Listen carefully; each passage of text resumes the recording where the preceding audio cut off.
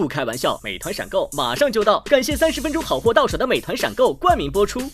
番茄是个宝，茄皇错不了，感谢约一颗阳光番茄在里面的茄皇联合赞助播出。让生活更开心，感谢国民白酒老村长特约赞助播出。96倍乳黄金续航母源自护力，感谢 A2 紫药 HMO 奶粉赞助播出。找回状态，脉动回来，感谢随时随地帮你 call back 好状态的脉动行业赞助播出。聊天吃乐事，分享更快乐，本节目由片片薄脆乐事不停的乐事赞助播出。真好笑，真有机，本节目由3方认证真有机的海天有机赞助播出。新一轮脱友全国巡演已正式开启，微信搜索效果小程序参与许愿活动。我是 Seven， 我们是好奇懒做。我是山河，我们是油泼辣子小蛋糕。我发现他每次都是在一个事儿上来回倒腾，什么都没有，还进来劲儿的拿腔拿调的。没有，我已经闭嘴了。Shut up！ 我觉得一切大不过生活。我们先来看一下他们各自的表示。2个高票选手，谢谢2位的精彩表演。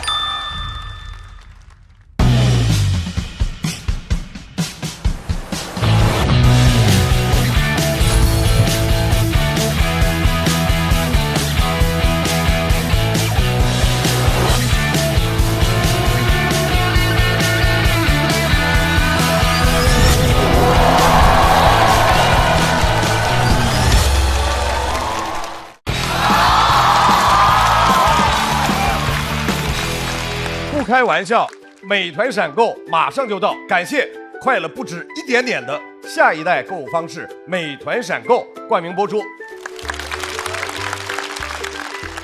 番茄是个宝，茄皇错不了，感谢约一颗阳光番茄在里面的茄皇联合赞助播出。让生活更开心，感谢国民白酒老村长特约赞助播出。各位好，欢迎来到由美团闪购冠名播出的脱口秀《和他的朋友们》第2季，欢迎各位。下面一组要进行 PK 的2人队是，听这个名字我都念不出口。来，我看看，叫好奇懒做，好奇懒做呀，和油泼辣子小蛋糕。首先要上场的队伍是好奇懒做 Seven 号，让我们有请。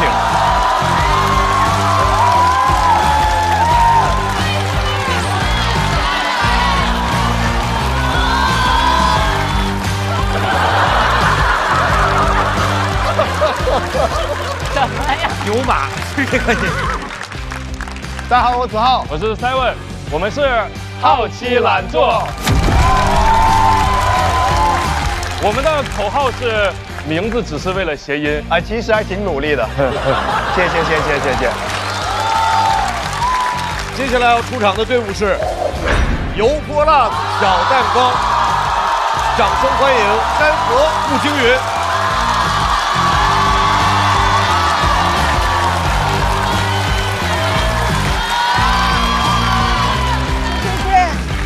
大家好，我是步惊云，我是山河，我们是油泼辣子小蛋糕。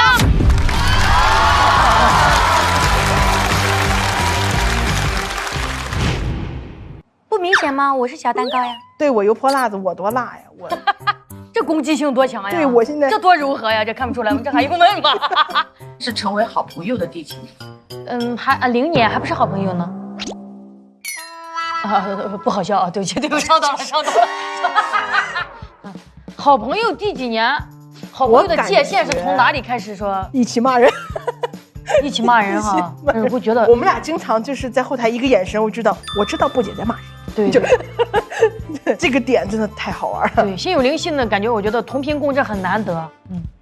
我能感觉到布姐现在她会有任何的情绪，她第一个愿意告诉我的时候，我特别开心。她昨天突然冲过来说：“山河，我们家那个什么事情解决了。”我说：“哇，她愿意第一个告诉我，就是让我觉得太开心了。”我觉得这个叫真的朋友。那我也愿意把我们家的那些家仇扬给她。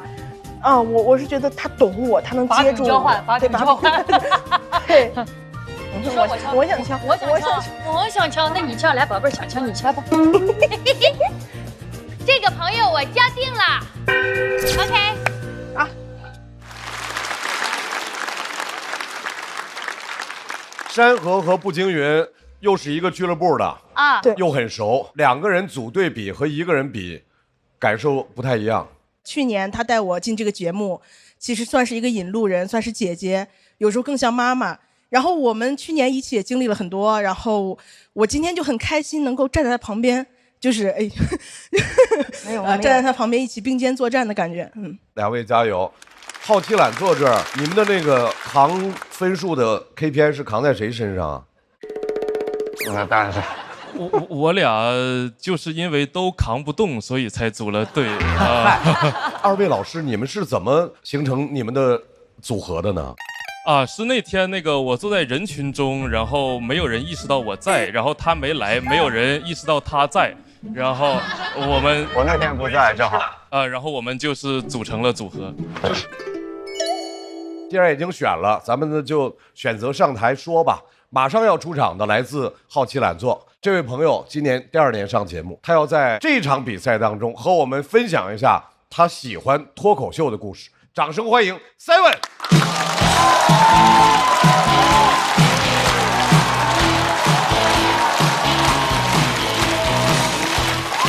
大家好，我是 Seven。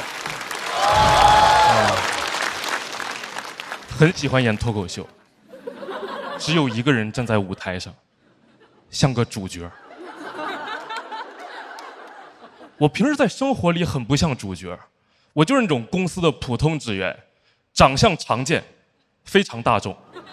你们坐13号线去张江，地铁车厢里有一半人长我这样。我今年新认识的朋友火锅，在云南边境当了10几年的警察，第一面见我时候非常激动，跟我说：“Seven，你太适合当便衣了。”我不想去，我都不是怕卧底的时候敌人发现我，我是怕组织忘了我。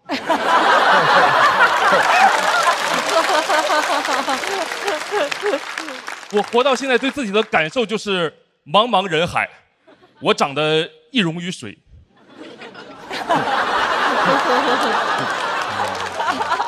我这挺苦恼自己长相太平常这个事儿的，尤其是去外地演出的时候，每一次进剧院都会被工作人员当成观众拦住。我说我不是观众，他说黄牛也不让进。长得普通就算了，我也不太会穿搭。我之前新认识的朋友，他们对我穿衣服的评价都不是我穿衣服丑，是我穿衣服老。我还问了他们什么是穿衣服老，他们跟我说穿衣服老就是说你穿的是不符合你这个年龄段的丑。哇，这他妈损呀！我说什么意思？他说就是说你本来应该是那种20多岁丑，但是你现在穿就是那种40多岁的丑。我还跟人出梗呢，我说那是加倍的丑吗？他说是差辈的丑。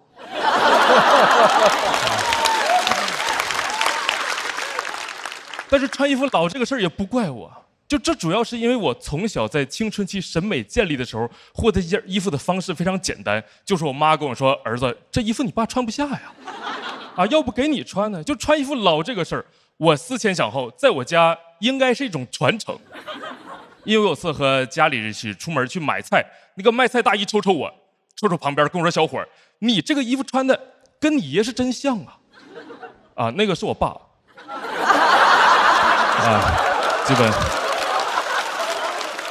基本就是这种情况。我也试过改变一下自己的穿着，想让自己显眼一点，完全没有成功。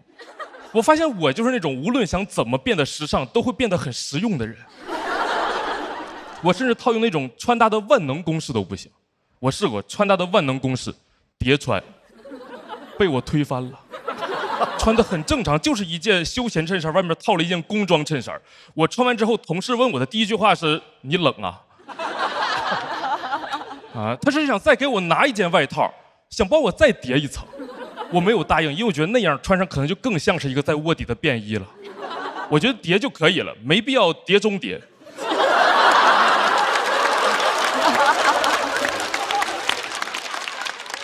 因为这些我很少被人夸有个性，大家一般对我的评价都是踏实、可靠。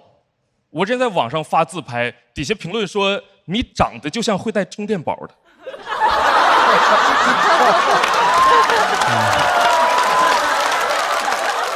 我很讨厌这些刻板印象，因为他们说的都对。他们都不是说我心里了，他们说我兜里了。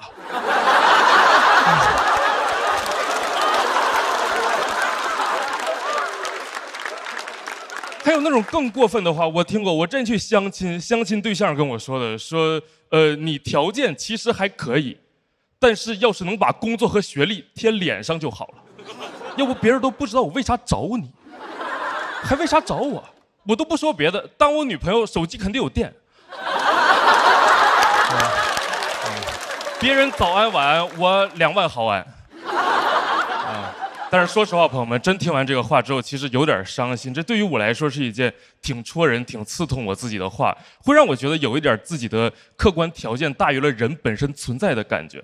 我平时在生活里就是没什么存在感，我做脱口秀就是我想找到一些，这是我最开始的目的，但是好像也不太成功。很少有人会在 report 里写我，不是问你们要啊，那个你们今天也写不了那个。很羡慕姜子浩，他前几年很少好笑，大家还是会给他写 report， 叫他笨蛋帅哥。我最讨厌就是姜子浩这种人，因为我最想成为就是他这种人，他拿出拖鞋就可以被人记住。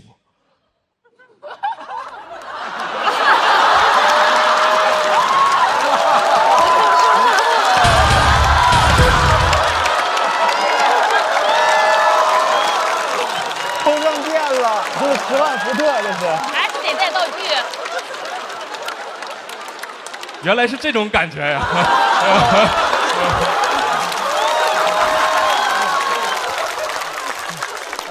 早知道我带俩了。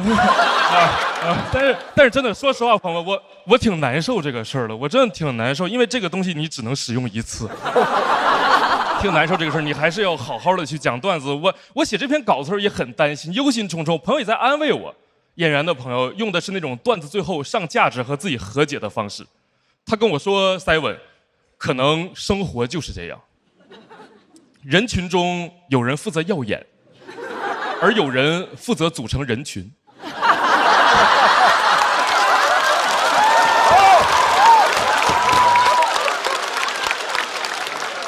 脱口秀和他的朋友们 ，Simon， 你就是那个门。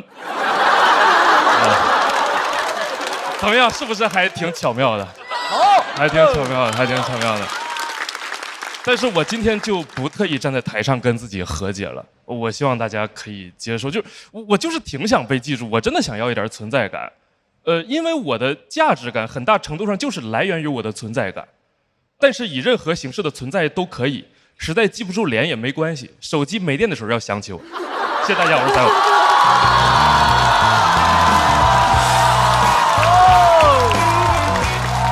挺好，挺好，真好，280，270，280，这个挺好的。Simon锁票倒计时。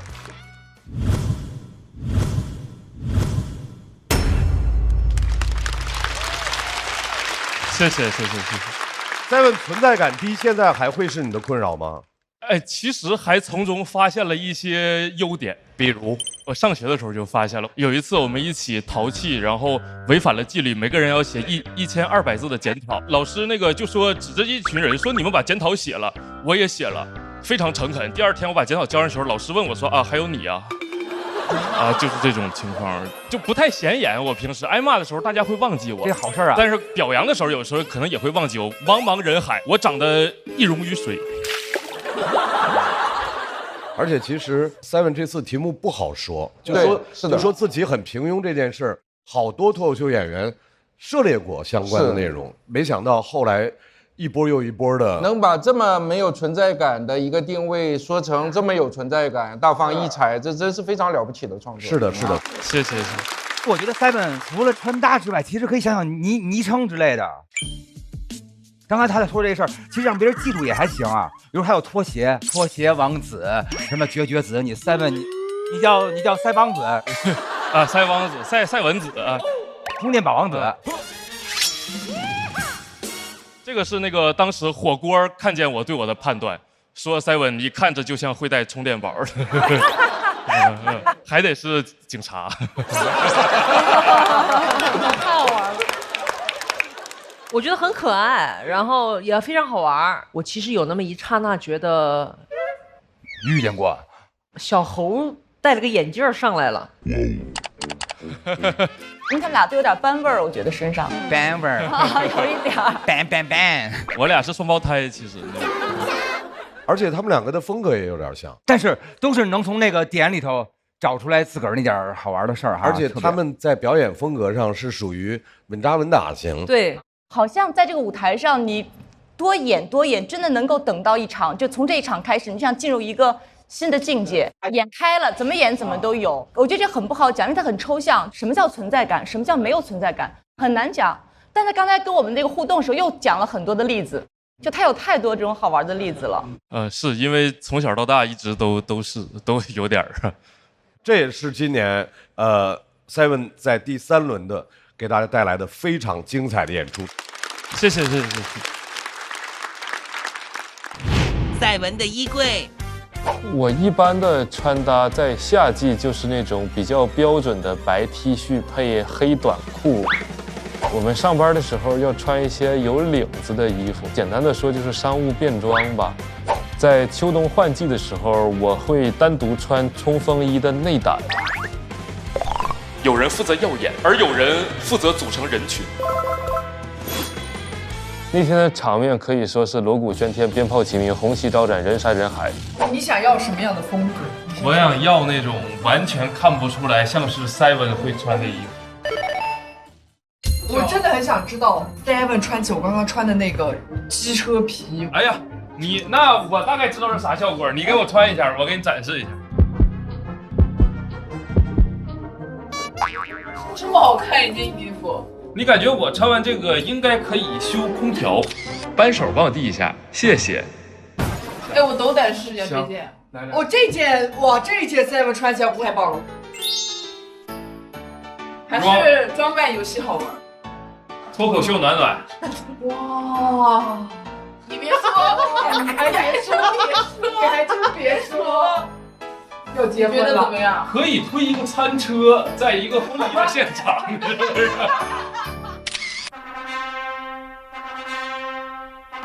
你不是衣服的问题，我刚才说的跟你说的一模一样，可以换。你穿过裙子吗？哎，可以。你需要高饱和度。好的，宝。这个吧。包你这高饱和，这领带，这是年份限定。腰带你要来一个吗？来。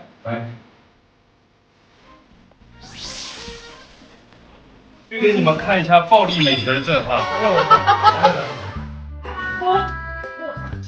来吧，我的设计思路其实就是饱和度高，千禧年 Y2K 的那种感觉和Y2K，然后这儿你看节日限定，这一个蛇年 Snake， 真是不错。Colorful， 谢谢王老师，没事。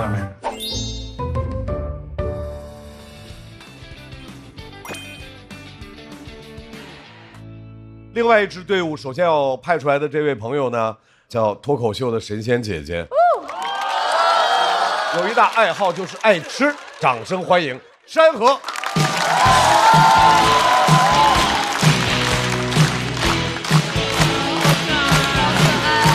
好，大家好，我是山河，你们好。哎呀，感谢大家。其实去年还是一个普通人呢，然后经过半年多的时间，突然就被这么多人喜欢关注，真的挺开心的。但有时候啊，还是有一点点不适应。我前段时间，我人生第一次去参加了一个高端饭局。哎，我觉得饭局这个词儿本身就很高端，对吧？你跟你平时不怎么吃饭的人，比你段位高的人才叫饭局。我们演员平时不是的，你站在后台门口喊一声都过来了。那天不一样，那天真不一样，那天是罗永浩老师。给我发微信说：“山河下周有时间吗？找几个脱口秀演员交个朋友。”哎呦，特别激动，赶紧截图发给我爸说：“你看看，罗永浩请我吃饭了。”我爸说：“我知道他，欠6个亿。”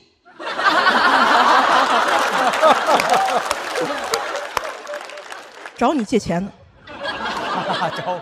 我说没有，人家早就还完了，人家现在直播间交个朋友。我爸说借钱的时候都说交个朋友，无所谓，解释不通。我真的很重视这个饭局，还在上海嘛，我要先从西安飞到上海，在上海最北边，我要从最南边到最北边，我特意打车去的。上海打车很贵的，我没有打特惠快车，我打专车去的。哇，我觉得骆老师配。哎，这是骂人的配。真的，我平时是一个很讨厌跟司机聊天的人，也不怎么打车。我那天不知道怎么了，我的虚荣心上来，我就期待那个司机正开着车，突然转过来说：“哦呦，小姑娘是来上海旅游的吧？”我说：“哎，找罗永浩吃个饭。”我说：“哎呦，爽死我了！”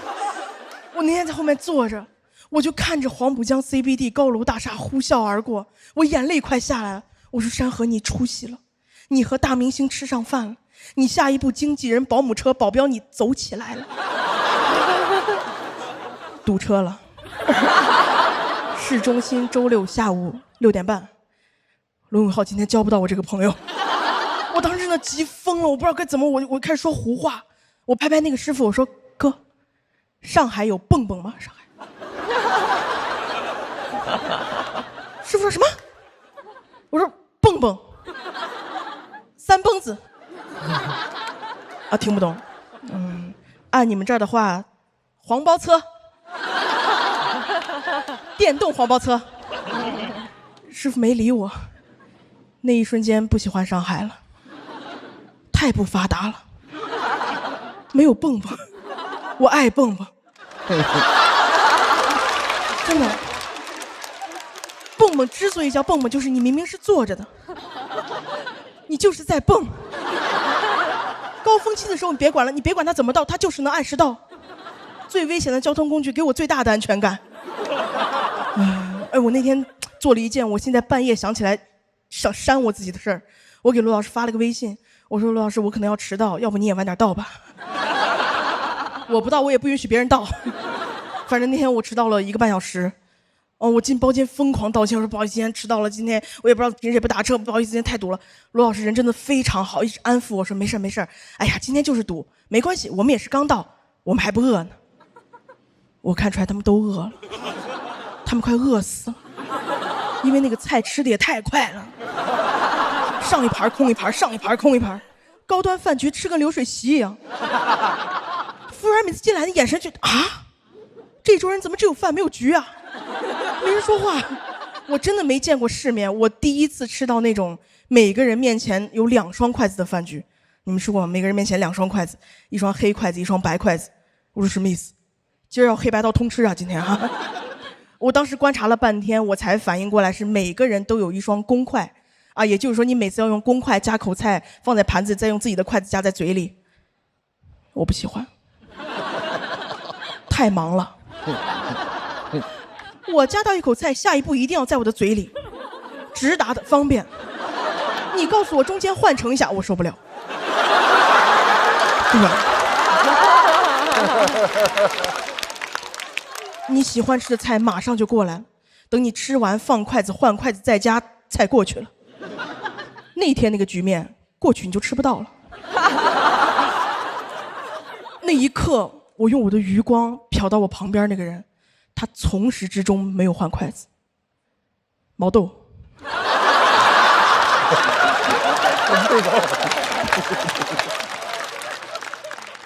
他在我的上游。他不换筷子，我换筷子有意义吗？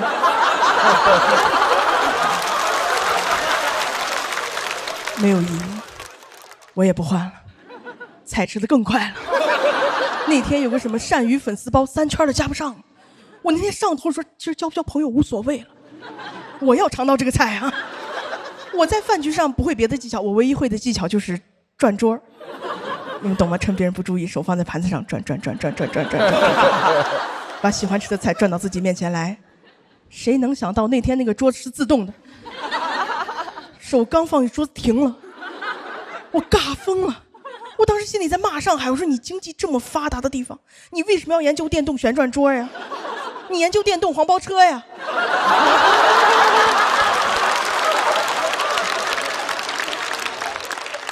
转到我这儿，好不容易我搞了几口汤汤水水放在盘子里，刚要吃，服务员进来了，说啊，女士您好，看咱们这个盘子里有残羹啊，给您换一个干净的盘子吧。我这叫残羹吗？这是我的遗憾。不用给我干净的盘子，给我块馍，我把这个汤一吸，哎，就干净了。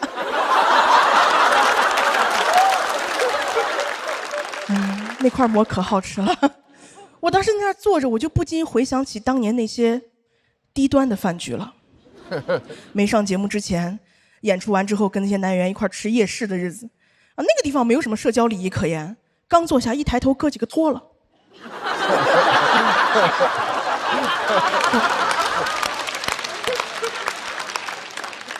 给我吓一跳啊！两只眼睛跟三个肚脐眼对视。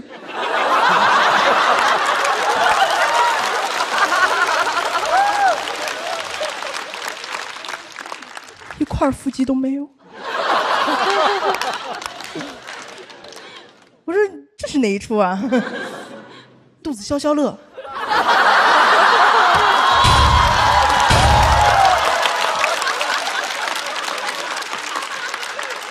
哥几个开始展示自己了，展示自己。哎，你看我现在，你看，哎，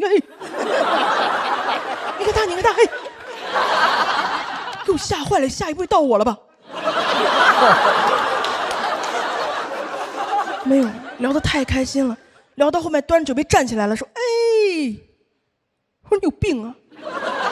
他说没有，我今天高兴，我要给你来一个那个韩剧1988那个主题曲，叫什么？叫你不要担心。我特别担心，我开始害怕了。哥刚一站起来，肚子撞桌子，汤洒到我肚子上。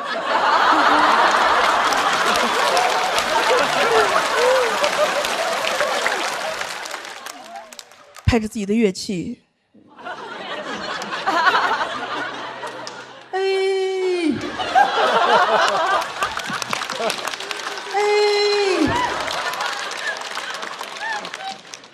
他不会韩语，硬 A， A 6遍，一个接给我使眼色，让我给他起个头。我说啊，可得哟，阿姆考藏哈吉马拉哟。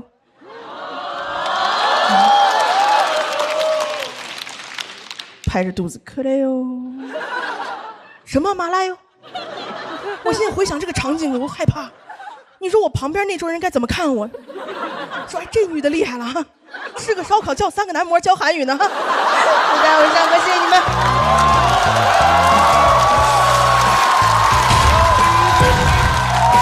哇，厉害厉害厉害！长这种事儿。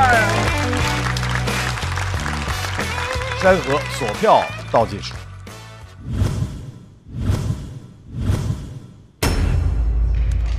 谢谢你们，谢谢你们。罗老师，你们那个饭局，高端饭局，高端饭局啊，就是因为我上海不熟，那时候也不在上海住，所以当时订了个包间，大家就去了。你记得吗？就是我们点10个菜，恨不得有5个，他说没有了。因为我们吃太快了，然后后面罗老师说，我就看我们已经没菜吃了。不是，一共4个人吃那么快呀？哦，毛豆在哪啊？有毛豆在吗？哦。我其实还挺愤怒的，因为那个饭馆特别差，服务很不行，什么都没有，还进来劲儿的拿腔拿调的，所以我特别烦那顿饭。然后点到最后，你记得吗？就所有的东西都点没了。嗯，不是我们吃的多，是他啥也没有，是吧？然后我一般请客的话，主食都会礼貌的问吃不吃主食，很多时候就不吃了。那天没办法，最后明显不够吃，又叫了好几盆炒饭之类的，勉强。山河，我们在讲你和罗老师饭局的时候，大老师问我，啥？怎么还有2双筷子啊？我说好多现在中餐馆都是2双筷子。你知道大老师的反应是什么？那不去。那肯定不去，另外1双筷子肯定要插鼻孔用啊！不是什么屁玩意儿，吃这个。因为我就从小就特别喜欢夜市的氛围，所以他在讲那一段的时候，我是特别有画面感的。然后那个1988那个歌曲前面确实也是那么开头的，这都是真事儿，反正。所以我就觉得特别的鲜活，特别有那个烟火气，我很喜欢。谢谢老师。他讲那2双筷子的时候，我就因为我没有一次用对过。就是你明白有一双应该是公筷，但你就忘了。我网上查了，说吃里扒外。哎，什么意思？就是吃里面这双是自己的，然后外面那个是对这么记。不是，你最后你会乱的。我每次就用着我就乱了，我就随便吧，反正假装有一双是公筷，轮流当公筷，最后只能这样。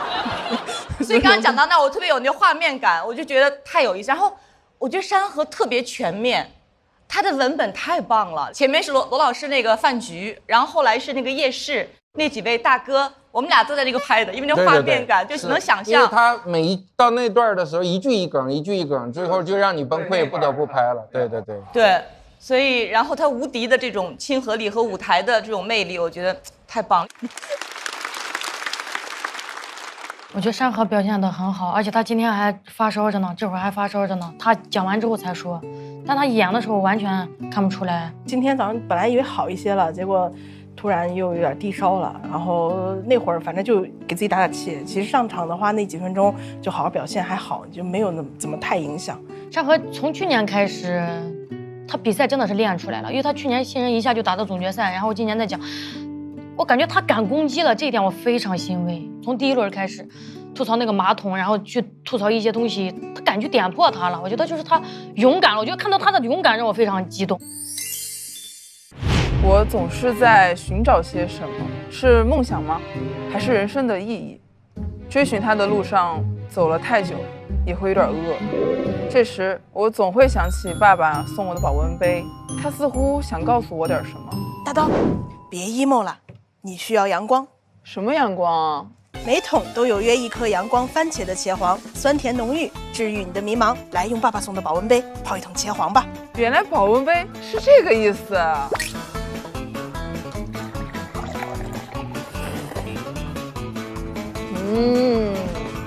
番茄是个宝，茄黄错不了。Seven 回到台上，在 Seven 和山河的表演结束之后，校团给出来的票是一样的，他们最终的票数是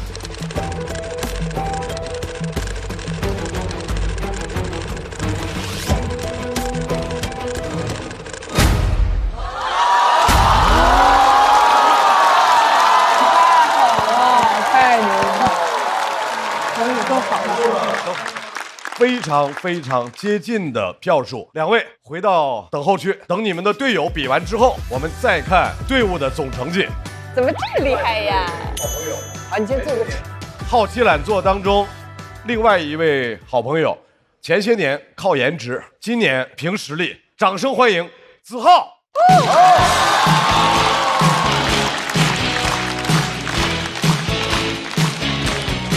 谢谢，大家好，我子浩，哎，谢谢，我知道的，都是我应该做的啊。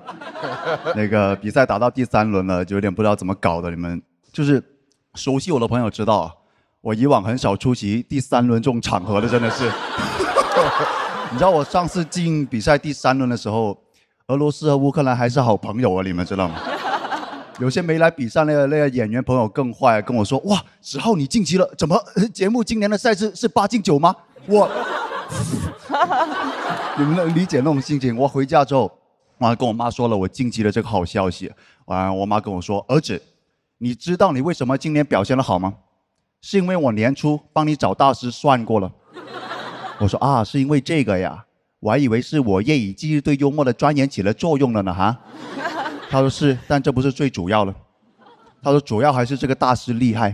他说我让他帮你算了一卦了，那个卦象上面就说你今年就是会把大家笑到扑街的。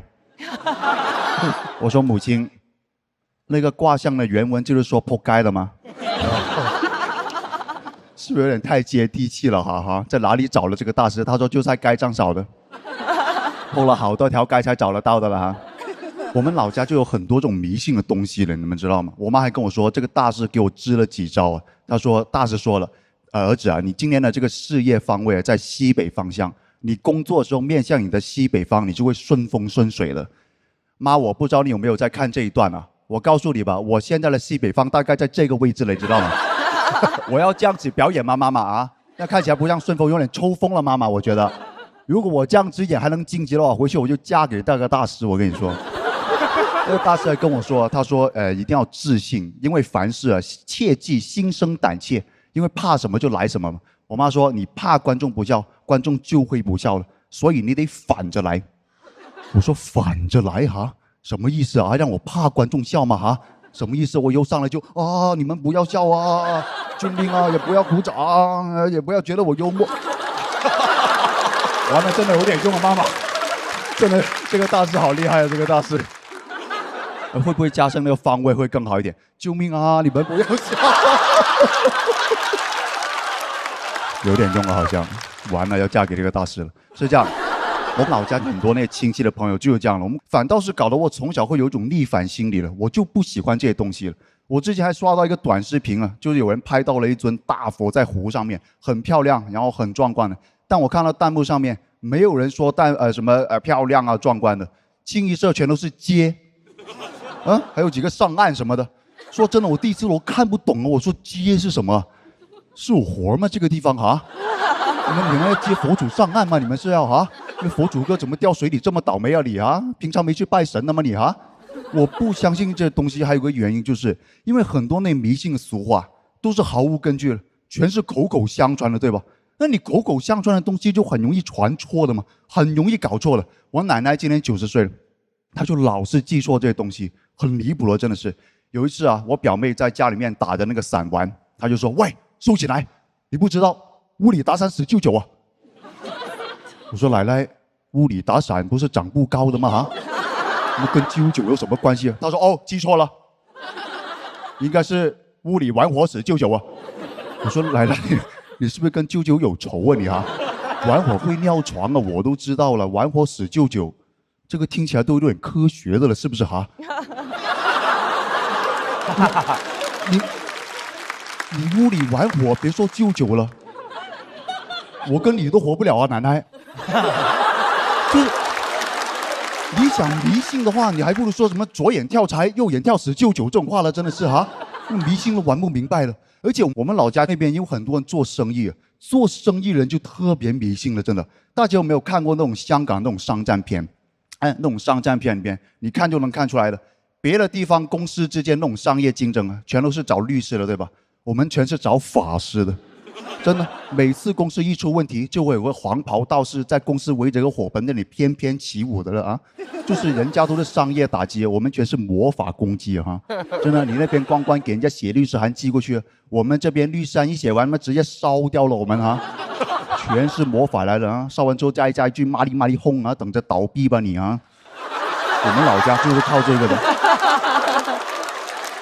前段时间呢，网上甚至有个新闻啊，说什么我们老家这些公司为了打压对手，他不会用什么金融啊经济手段，他们就是拿起一壶热水把人家公司那个发财树烫死了，你们知道吗？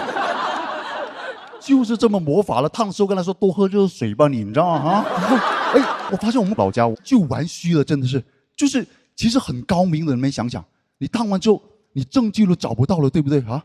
你等发现的时候树凉了，那水也凉了啊。你怎么办？你找不到，你问树去吧。你要问树啊，发财树喝水冷暖自知了，真的是。冷暖自知哈，冷暖自知啊！我有时候不知道你们在笑哪个地方了，真的是。不是，等一下，我本来这个地方有一个很巧妙的接上面一个段子的一个大梗来的。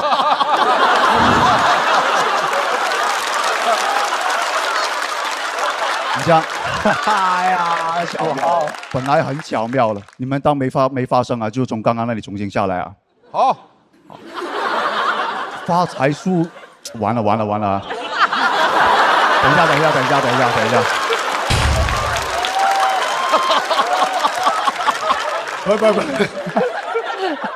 不，我有职业素养了哈。等我重新进去我刚刚那个愤怒的情绪里面啊，现在搞得我有点尴尬了，你知道吧？发财树喝水啊！冷，等一下，不要这样。Kevin， 对不起 ，Kevin。哎呀，不要这样，不要。没关系，慢慢来。我好不容易第3轮了，你知道吗？哎呦，完了。冷暖自知。发财树喝水，冷暖自知啊。我们就是玩魔法的，你们知道吗？真的，你看我们各种那边的公司就是这样，我们要威胁对面老板，不用绑架人家儿子的，我们直接就说你最爱的富贵竹现在在我手上，你还想富贵的话，就把我的招财猫还给我啊！你看，果然有点出不来了这个地方。完了，我现在注意力都集中不了啊。我们还有一个绝招，叫打小人，你们知道吗？真的，我老家有个绝招，就叫打小人，就是把你仇人的那个名字写在一张小人纸上面，拿着一个拖鞋打，就是对，跟打蟑螂是一个道理的，真的。打的时候念一套那种押韵的词就可以了，很幼稚，像小学生一样，就是打你的小人头啊，让你赔钱又卖楼啊，就真的。打你的小人手，让你左眼跳10就9，反正只要押韵，它就有法力了，真的。你们知道吗？最近这段时间，其他演员不敢得罪我了，因为他们的真名我全都知道，你知道吗？谁敢淘汰我，我就会去打他，好像说啊，打他的小人手，让他第3轮就走那种啊。没有，开玩笑了，没有这种法力了我。有的话，这个节目组早就让我去打对面那个节目。开玩笑，不接哈，不接。我从小就在这种环境下长大，你想一想，耳濡目染这些东西。其实每年呢，你说就每年我来节目，我妈其实都有找那种大师给我算的。那个大师也是每年都说，哇，子浩要飞黄腾达了，今年是第1名啊什么的啊。我这些年估计也把好几个大师的饭碗都砸烂的了我哈。我跟我妈说，我说，哎呀妈，你以后也别花钱找什么大师了，我都不信这些了。我说我知道你想鼓励我，其实你直接说我是你心中的第1名，也可以鼓励到我了吗？我妈没有说话啊。我说妈，你怕不是觉得那帮北方人比我好笑吧？哈。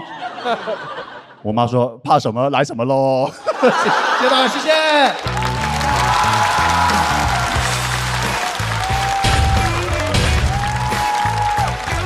这种社会感，社会感的好笑。来，锁票倒计时开始。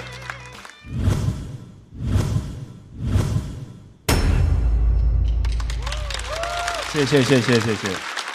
其实，在整个的这场表演里面，那是一个很有意思的转折点。对，在你转折之前，本来大老师有话要说。没有，我已经闭嘴了。Shut up！ 没有，我就说我看前面的这一段的时候，恭喜你恢复了往日的水平。然后没有，瞎说。然后后边我觉得特别可爱。然后就是自个儿，你是设计好的，还是说就是在没有设计？越旧越好，没有人越旧越好啊！越旧越好，越来越可爱了，是吗？对，特别可爱啊！我觉得刚才那些出岔的那些，如果全保留。他这一季就爆红在网上，如果那段给剪掉，恢复的正常，他就完了。剪不掉，没有，因为那段实在太可爱了。我觉得那段不会剪掉，那段很好看。那块就是因为我觉得不能剪，我还拍了灯了。是，我就觉得那块肯定会越来越有趣的，因为他自个儿救场救的越来越好玩。对，是这个舞台上见过最萌的帅哥，真的特别好。对，特别好。谢。对，而且那个是。他设计不出来的，是自然流露的，太招人喜欢了，真的，而且你是不是预感到这季完了会爆红，然后都红得发紫了，穿了一身紫？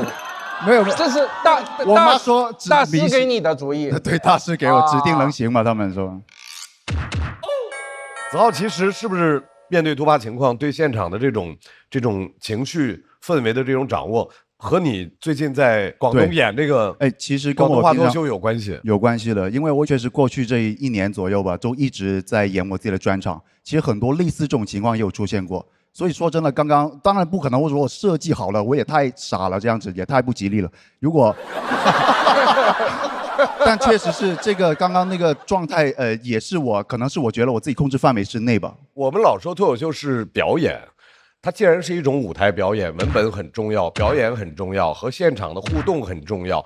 对于突发状况的处理很重要。对，怎么能把最好的那个自己表现出来？我觉得今天真的子浩做的太漂亮，太漂亮了。谢谢。这个就是放手一搏，当下那一下的那个反应，也是我这些年积累下来的一个即时的反应，非常好，我觉得很开心啊！现场，等一下不要这样，哎呀完了！那是真正轻松，真正无关什么比不比赛，大家就突然放轻松下来，就那一下就真正大家玩到一块了，就，对啊。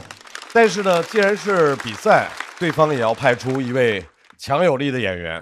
前2轮用自己的能量和态度点燃全场，今天又会给我们带来什么样的惊喜？掌声欢迎步惊云。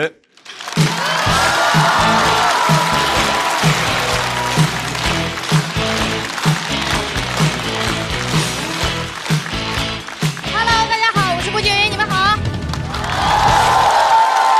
其实我在这个舞台上已经聊了很多家里人了，爸爸妈妈、老公、孩子啊，很明显，能讲的家人已经不多了。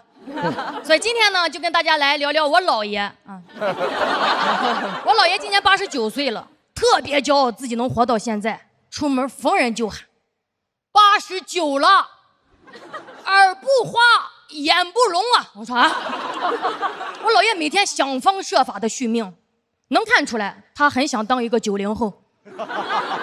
有一次我陪他去看个中医嘛，刚进去，医生问多大年龄，我姥爷噌就坐直了，说70几。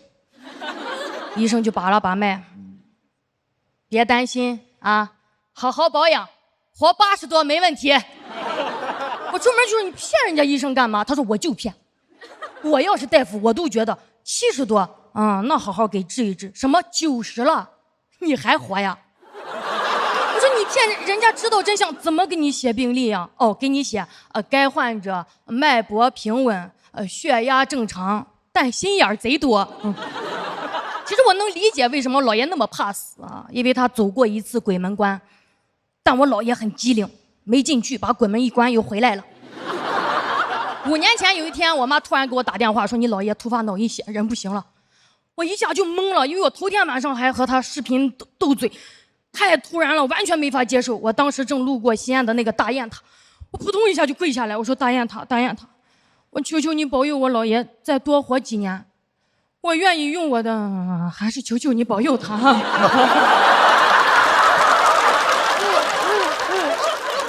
等我赶到医院那个抢救室的时候，家里的亲戚孩子都围在我姥爷的病床边，所有人一边流泪一边等。那一刻感觉我姥爷压力好大呀。我看见他睁开眼睛看了一圈，赶紧又闭上。他会不会想，哎呀，这气氛烘托的，我是不是再不走有点没礼貌了啊？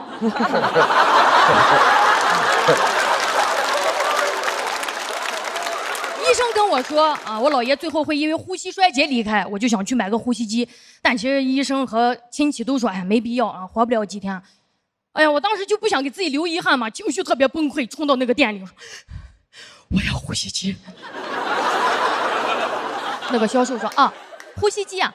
有8000的，还有4万的，你要哪一款？我想人都这个时候了，便宜的就够用了吧。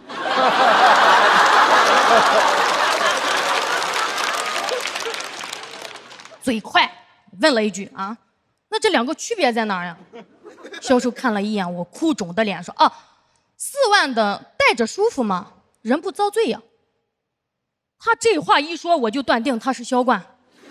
这句话太戳我了，我不想让我姥爷遭着罪走，我更不可能说就拿便宜的。什么遭罪？谁活着不遭罪呀？啊！他看我还在那纠结，说啊，4万的这款啊是全进口机芯，可以用5年呢。我说用不了那么久，我再想想哈。我走出去，坐在外面那个台阶上，不知道为啥脑子就跟过电影一样，想起小时候都是我姥爷骑个自行车接送我上下学。我高中的时候早恋，跟男同学偷偷拉手，被我姥爷抓到，他疯狂的去追那个逃跑的男同学。他当时跑那么快都不需要呼吸机。想到这儿，我转身就回到那个店里，我说拿这个贵的吧。他说啊，美女，这款加500可以延长质保。我说用不上。家里把办丧事的一切准备到位，连坑都挖好了。黑白事的乐队随时准备演出，但因主咖不来，只能取消。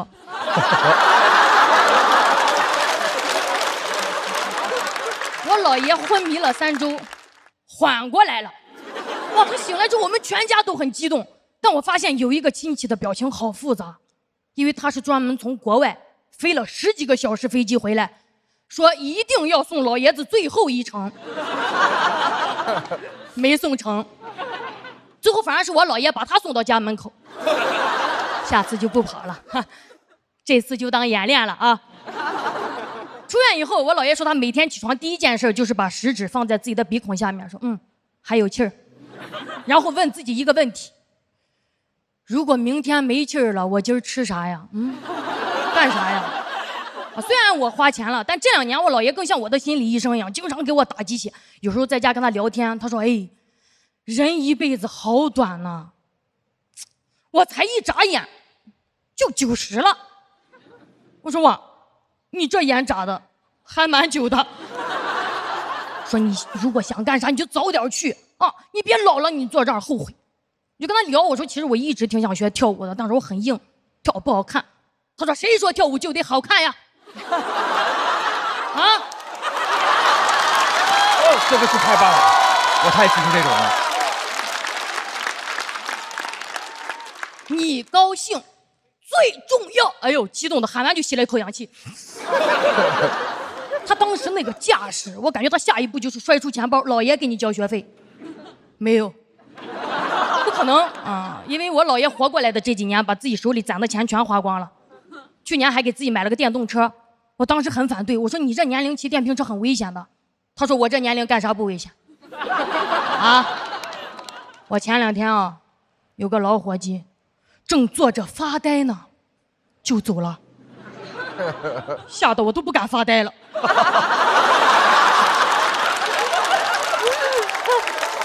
要是拿来我骑电瓶车，黑白无常还追不上我。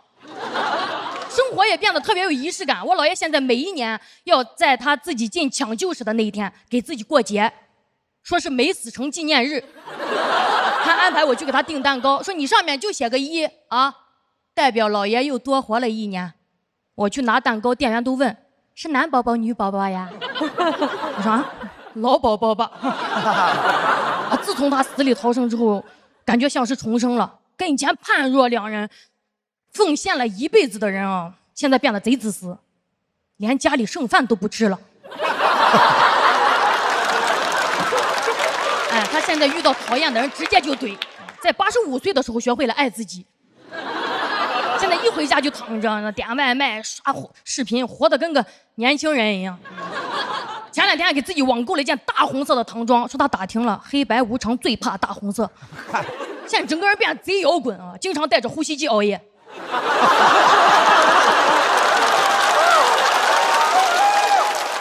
感觉我姥爷都酷到可以回答那个问题了。我死过，你死过吗？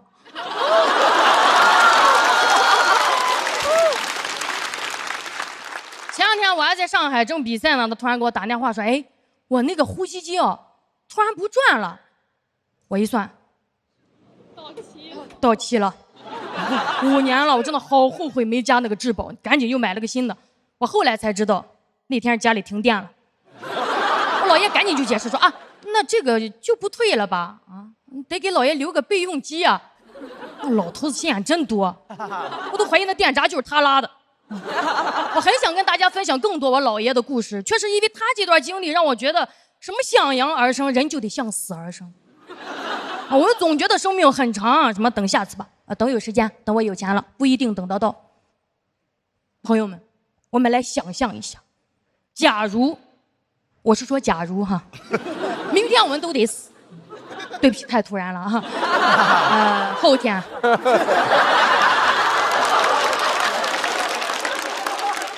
想一想，啥事儿想干还没干，啥人想见还没见，现在就去 ，Go Go Go！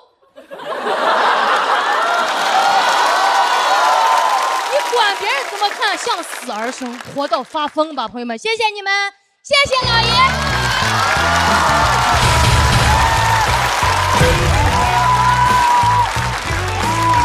哎呀，我怎么这么哭？步惊云锁票倒计时。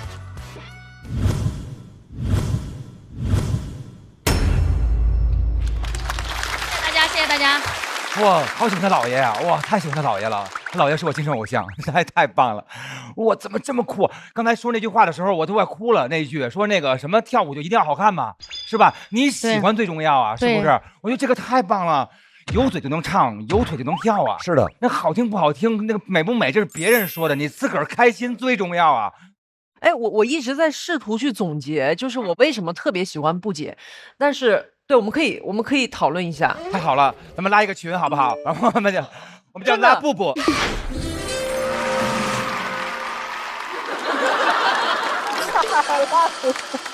我的意思就是说，真的，因为他有一股那种特别有生命力的，就是那种突然给你一下，你觉得哇塞，太对了，就你感觉。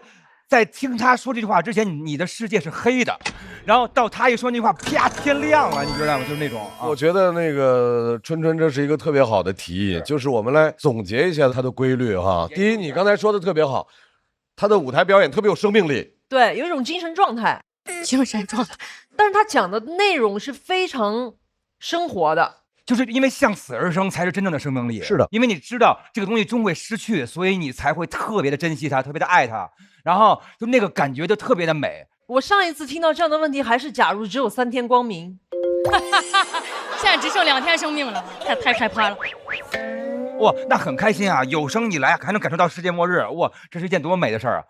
爱你，谢谢。因为我姥爷天天就在我家，天天就跟你说人都是会死的，知道吧？然后会非常酷，说你知道吗？我现在啊。死亡键就在我手里，我这个呼吸机不开，我立马就死。但他每天都开，就是他会那种时刻会让我感觉到，对呀，大家都会死，你在乎那些干嘛呀？你在乎这些，让我通透了很多吧，老爷。其实，这就是刚才那个 Seven 说这个，比如说大家老觉得一个事情活在普通里头是一件很憋屈的事儿，但是就算你的才华非常横溢，然后所有人都喜欢你，那你就活在了每天被别人认可的那个惯性里，然后你就特别怕，万一他们不喜欢我怎么办？那依然活得很不开心，所以就要活得很像我自己。对，这个歌我想唱就唱，好听不好听，我觉得对就对了。我觉得那个精神真的是特别美的存在，爱你老爷，爱你。啊，谢谢大老师。老爷说的对，没那么多时间让我们等了。噔噔噔噔，你好，您的美团闪购，今天的快乐今天就要。我特别喜欢步惊云，一直都是气势特别足。他像很多脱口秀演员是那种蔫儿的，或者是特损的，或者怎么样。像他这种气势特别足，像脱口秀演员里的摇滚歌手这种，是其实是比较少见的。然后他也并没有特别故意的努着，那个气势是天然的，对。然后尤其这季的表现，天然气啊，对，没事儿。尤其这季的表现，每一场基本都是惊艳的。上一场还给了我很大的启发和教育的那个，因为女性主义题材讲的非常多。上次你还是给了一个全新的视角，是的，是的。然后这一场让人惊喜，甚至连着装风格都变了。啊，是吗？好看了吗？上来的时候就有那个气势，所以就感觉所有的一切都是对的，对。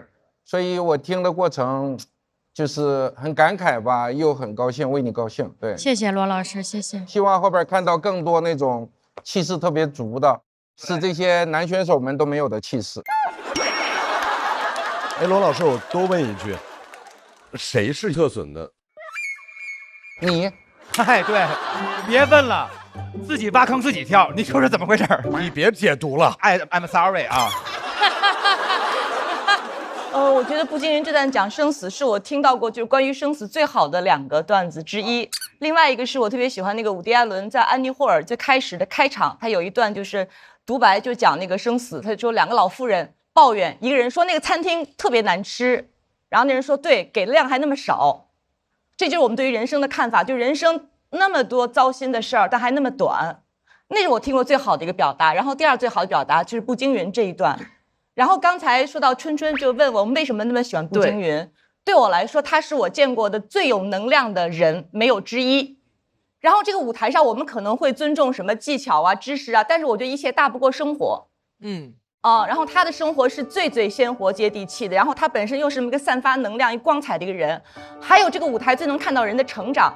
就步惊云这几届，你能够看到一个女性特别清晰的一个成长那个弧光，这个就特别美好。所以每次她一讲，你就有那种又笑然后又被感动，就是浑身毛孔都张开感觉，特别好。感谢，谢谢4个老师，谢谢大家。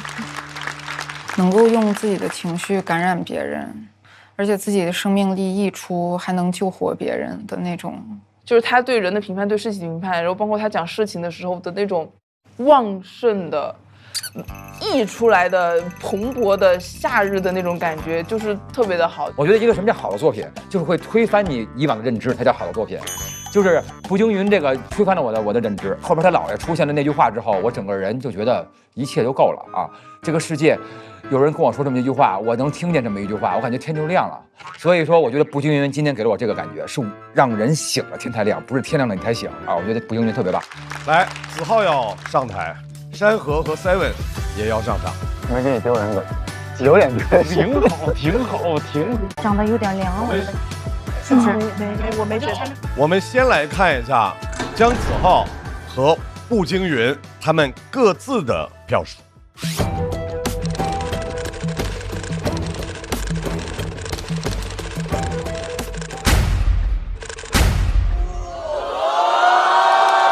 太低了哥！我们恭喜步惊云和山河进入到下一赛段，Seven和子浩要进入到待定区了。这趴稿子是我非常喜欢的一篇，甚至是我参加节目以来的自己比较想讲的内容前3名。但是可能观众还是对死亡话题没有那么接受，包括哪怕是这个结局是好的，大家还是会紧张。但我挺满意我今天自己的表现，我需要把脱口秀的边界再打开一点，而且老演员了，我不想在自己的舒适区，本来就没有舒适区，我没有舒适区，我就今天就想讲很多话题吧。最近也是姥爷的90，对，我姥爷马上过90岁生日，我又想讲这个话题。马上就要进入到的是本赛段最后要对决的2支队伍，爆梗小区和似乎是冠军。我们首先要上场的队伍来自爆梗小区，有请下一组2人组贾浩和广智。第一个嘛，第一个，我们想看第一个。大家想看就这个吧。这玩意儿，这玩意儿，来吧。要这样是吧？这玩意儿有啥好看的？这玩意儿。好，认证。好了是吧？看完就站开了，他俩3天不会再说话了。2位老师怎么组到一队的？怎么组到一队？我们就是去年一直在一块儿写稿，本来就在一个小区啊，甚至当时还借住他们家好几个月。哎呦，当时家里多了一个人之后，瞬间发现这个家小了很多，垃圾桶很快就满了。干什么我还是比较有眼力劲儿的，哥们儿来喝个酒什么的，我端茶倒水啊，搞点水果呀，给大家洗洗杯子啊什么的。对，浩哥在这块做的是非常到位的，我可勤快了。后来浩哥搬走了之后啊，很开心。就有一次在他家住，2个人就分享自己的童年啊、生活呀，彼此倾诉了很多你不跟别人说的事情。那个夜晚还挺珍贵的。还有浩哥，就是那回就是正好我妈也在上海哦，叔叔阿姨妈也在，叔叔阿姨也来上海玩，还有齐墨他爸也在，也刚好也来上海，就是他那个局在齐墨他们家，然后大人就打麻将嘛，然后我们就玩游戏，我们在旁边就陪他们，又玩游戏又陪他们，就感觉这有点像那种初中、高中的发小才有可能有的经历。对对对，主要是我们在一块儿之后，会让他们更放心，就是说啊，原来自己小孩在上海是有很多朋友的。对对对对对。就因为那次之后，反正我感觉就是爸妈对咱们在外边一个人生活放心了很多。我觉得那一刻挺好。哎，那个还真是。有请广智、贾浩。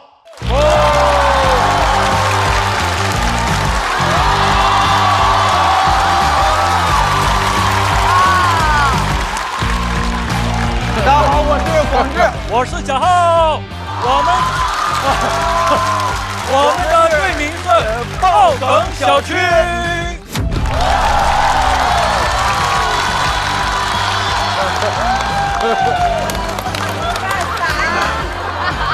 我们的口小区不大，创造神话，爆梗很多，都在这桌。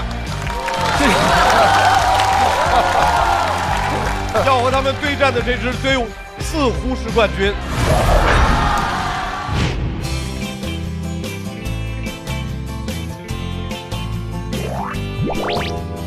一起敲锣吧，一起敲，交定了，交定了，好，好。哥哥，上一次跟男生牵手是什么时候啊？幼儿园吧，可能是。我懂事了之后就没有了。那刚刚是有什么感受呢？没啥感受，就拍照嘛，啊，逢场作戏啊，那咋办呢？两位为什么会组队？好多老朋友其实大家非常熟悉，然后整个的创作方法、创作套路，其实大家彼此都了解。我觉得还是正好有这个机会，就交一些新朋友。今年就已经算是非常大的一个收获了。因为很欣赏他呀。小四爷在这个节目组有别的朋友吗？没有，因为我平时就不太爱社交什么的，对，然后通过一些节目。也算是熟悉了一些朋友，比如说韩大狗、Seven 什么的，对，还有季夜。他们是算得上你的朋友吗？哎，这个这个能播吗？这个不能犹豫啊！你犹豫了就不能播了。因为我平时其实也不太喜欢交朋友，对不对？因为还得跟朋友出去吃饭，还得花钱。对，一天一顿饭呢。对呀，交朋友挺贵的。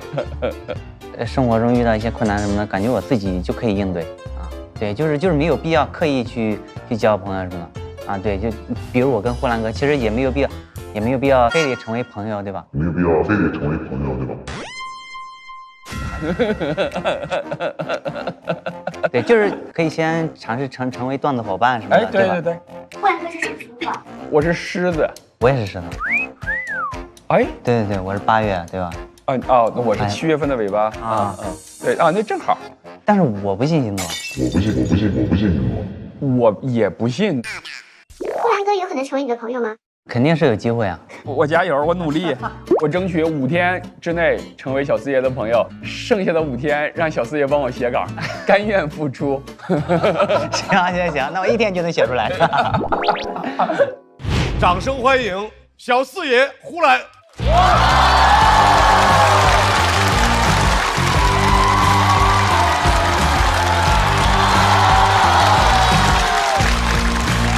大家好，我是小四爷。大家好，我是呼兰，我们是似乎是冠军。我们的口号是：不是似乎就是冠军。太厉害了！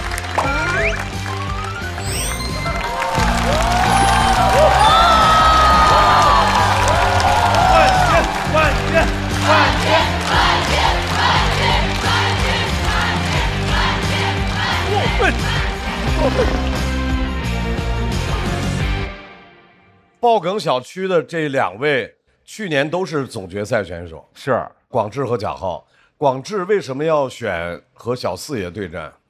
因为他们都说小四爷跟我风格特别的像啊，然后我也特别喜欢他，也特别喜欢他这个风格，所以大家都说像嘛，我觉得就是我们可以 PK 一下，风格比较接近，就想感受一下碾压的感觉是。他其实就是之前票数也挺高的，然后是我们就想选一组强的，就选了他们啊。贾浩要挑战的是呼兰，我也不想。这位美妆博主怎么回事啊？就是赶上了是吧？赶上这个，我前天晚上就已经开始焦虑，睡不着觉了。但我觉得跟强的打能让你变得更强，节目也会更好看，所以非常期待接下来我们这次的对局。如果我们这个说的话，希望呼兰哥能够搬到我们爆梗小区啊。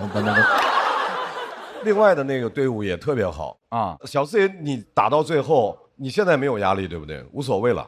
也不是吧，也要考虑到队友的这个荣誉哈。呼兰打到现在有没有压力？有，小四爷还特别好啊。然后我们其实是被选的那一个组啊，然后我们就被动应战啊。但小四爷也想了一句狠话，是我们争取把爆梗小区打成小梗小区。有梗就行，有梗就行。好，来吧，朋友们，直接开打吧。来吧。首先要出战的是爆梗小区，我们大家非常熟悉的朋友，但是听说最近他的生活又有了一些新变化，掌声欢迎广智。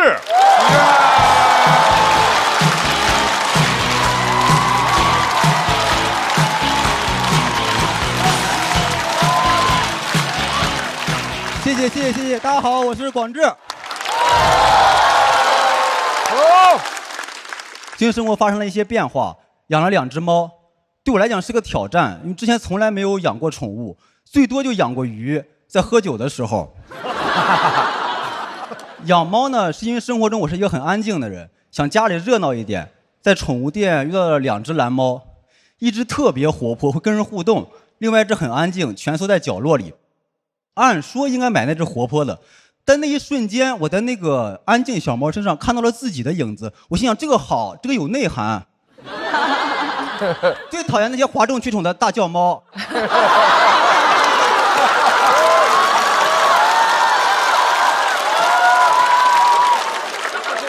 选了这只安静的，同时呢，又另外选了一只跟自己完全不像的，也就是一只非常好看的。那2个猫刚接回家的时候，特别的依赖我，睡在我身边，蹭我、舔我，甚至产生了分离焦虑。我一出去就挠门、挠沙发，我当时特别担心房东知道。上网搜说猫咪有这种行为，就是把你当成妈妈了。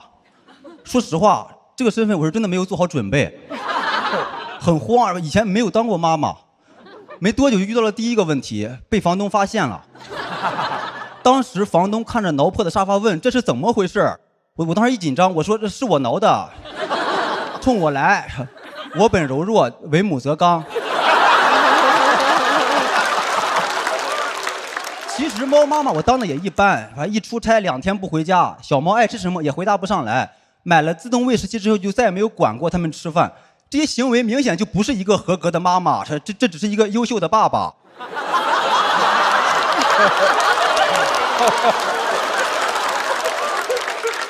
小猫呢，它确实会把你当成家长。在猫咪的视角里，你每次出门，它都以为你是打猎去了，它不知道你打工去了。好处是，就算你出去玩了一整天，它也以为你打猎去了，以为你在外边当了1天猎人。其实有3把是平民。在摸清猫咪的心理之后呢，我现在每次回家都扮演打猎归来。我说：“咪咪，看看爸爸今天逮到了什么？一只凶猛的野生猫罐头。”爸爸路过猫罐头的巢穴，一点都没有害怕，唯一一个害怕的是个进口猫罐头。它战斗力太强了，像狮子一样会大开口。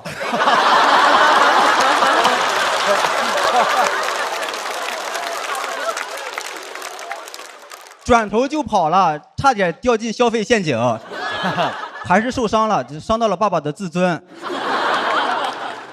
还有一种当爸爸的感觉是，我发现2胎家庭很难不偏心，因为他们的颜值有差距。朋友们去我家玩，从介绍中就能听出来我偏谁。我这只小猫是金渐层，特别听话，会自己找地方上厕所，很聪明。另外一只4个半月。4个半月呢是大猫，小猫是3个月，就更可爱一些。我发现所有的朋友去我家玩，第一眼都只能先注意到小猫，就哇，这个小猫好可爱呀，这是什么品种呀？叫什么名字呀？转头看到大猫，哎，这还一只猫。没办法，人就是这样。那外边的流浪小动物，你看见好看的啊，小猫啊，小狗；看见那丑的啊，猫啊，狗都哪里来的？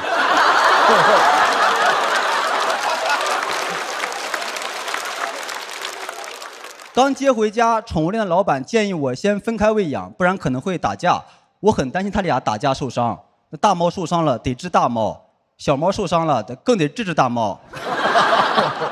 好在他俩初次见面很和谐，一块儿趴在放花瓶的架子上睡觉，然后花瓶碎了一地。不是我偏心啊，我是觉得以小猫的力量不足以把花瓶推下去。直到前2天。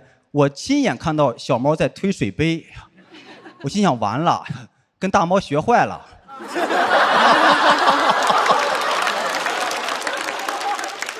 很多朋友问我说，2胎家庭1碗水端平很难吗？很难，因为那碗水你端着端着就放到了小猫的面前。大家也不要担心啊，我为什么偏爱小猫？因为他俩单独相处的时候，小猫是处在下风的，因为猫玩的是弱肉强食这一套，小猫只是颜值能打，大猫是真的能打。我买了个猫爬架，大猫一直待在最上面那一层，上面空间其实够待俩猫的，这小猫从来不上去。观察了半天，我明白了，说这一层应该是领导层。在猫界呢，你站得越高，地位也就越高。大猫确实会领导，会来事儿。作为猫老大，我不在的时候，天天待在最上边统筹全局。虽然在最上边，但每次我回家，它都还能第一个来接我。这也是它能爬上去的原因。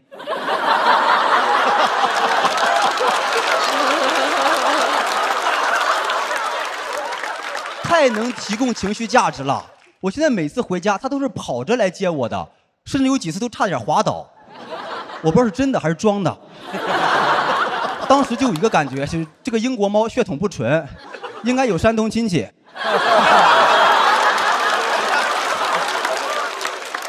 但是大猫的性格还是很好，它从来没有以大欺小、恃强凌弱过，它从来不欺负小猫，直到家里装了监控。大猫很聪明啊，监控里一叫就过来。小猫到现在都记不住自己的名字，不仅名字，现在连猫窝都被大猫给霸占了。所以他俩现在的情况是一个不知道自己叫啥，一个不知道自己姓啥。当时在监控里看着被霸占的猫窝和已经绝育的大猫，脑海中就4个字：宦官当道。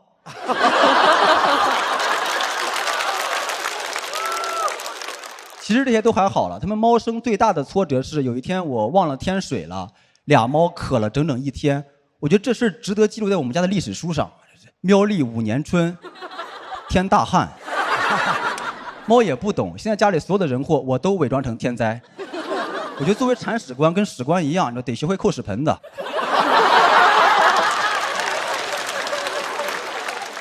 养了猫之后呢，我现在整个世界都变卡通了很多。我以前写段子老是追求深度，我现在想段子需要什么深度？这个世界上唯一需要深度的就是猫砂盆儿。谢谢大家讲这么多。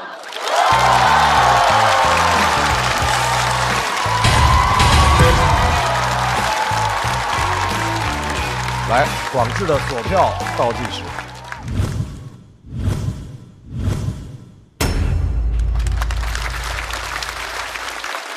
广智还是各种小细节啊，对对对，咱们主要问问，哎，您家这2只猫叫什么名啊？刚才一直没说，咪咪不可能吧？其实我在家不叫他俩的名字，他俩一个叫维恩，一个叫露露。是我当时怕他俩打架，就取了一个英雄联盟游戏里的2个角色，他俩是一个下路双人组合。咱这些解释这么多，你们听不懂，就是反正我在家不叫他俩名字，我在家叫他俩小猫。对，难怪他们俩记不住自己的名字。哎，以前我有一朋友，他养过2只猫，他们名字一个叫 Cindy， 一个叫 Judy， 因为 Judy 不去 ，Cindy 不来啊。然后呢，好笑这个。我想说，你是因为怎么了？就是说最近是想养猫了，还是说就是说心里想觉得太可爱了，想有这样的？都有，其实原因有很多种，很复杂。其中还有一部分原因是，我是一个就是我连自己都不怎么能照顾好的人。那你为什么要锻炼一下？锻炼一下。对，我想培养一下陪伴。对，需要陪伴，然后培养一下自己的责任感这种。哎，卢老师养过狗吗？没有，猫狗没养过宠物，猫狗都没养过啊，活的没有养过。但你说那个还是轻松的，能带我进入那个状态。然后，我是不是今天录制也没说什么难听的，对吧？怎么了？要开始了吗？要开始了。哎，没说难听的，就好像对于罗老师来说，这一天就不完整了。后边还有仨演员，其实那个没有，还有机会。没必要，现在就说吧。没事，就你了。其实广智这一季今天的表演是最差的一次，但是仍然是90多分，值得4灯以上。然后前边2轮你们很可惜，但后边播出的时候会知道，就是上2个都比这个还要精彩很多，是120分、130分的表演。所以我期待你后边还能回到第1、第2场那种状态。行嘞。最终你们几个冠军热门可能能打个旗鼓相当，但从感情上，我是特别希望你能拿到冠军的。哎呦，谢谢您，罗老师，我努力。因为我觉得广智肯定有排兵布阵，他这稿啊不同的层次的，后边因为要争冠军，所以把一些留到后边。这已经是最好的了，其实就证明这个舞台还是很难，他们确实还是很厉害。哎，但我觉得他今天的文本非常好。我也喜欢，他好喜欢啊。就是他以前是特别重观察，今天观察很强之外，表达也非常出彩。所以您刚才说的不够好，是表演那部分还是文本这部分？因为我印象里上一场我们4个全失态了，我怕他们再次失态，我就是。今天这场大家只是特别开心，没有到那种失控的状态。但我个人非常喜欢，虽然我因为我可能跟罗老师差不多，我是除了我以外，我们家没有任何别的活物。植物也没有吗？有一株发财树。唯一的一株发财树，不要浇开水就好。广智今天其实整个的文本，它要不断的进来出去，进来出去，这个过程还是给很多人留下了非常深刻的印象。所以，再次谢谢广智，稍微休息。我们现在要请上来的这位朋友，有问题？行。穷就一个字，他说了2次。我们看一下第3次有没有惊喜？掌声欢迎小四爷。小四爷。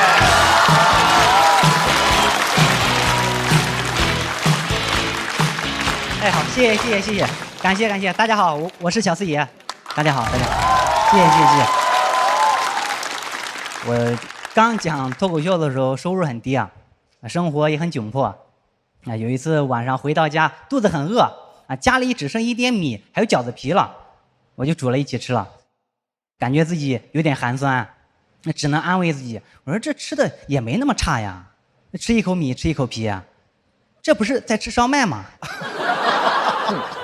为了省钱，我就喜欢买一些临期食品。买的时候我一定要关心他们的生产日期，因为我不知道这个临是临危不乱的临，还是死到临头的临。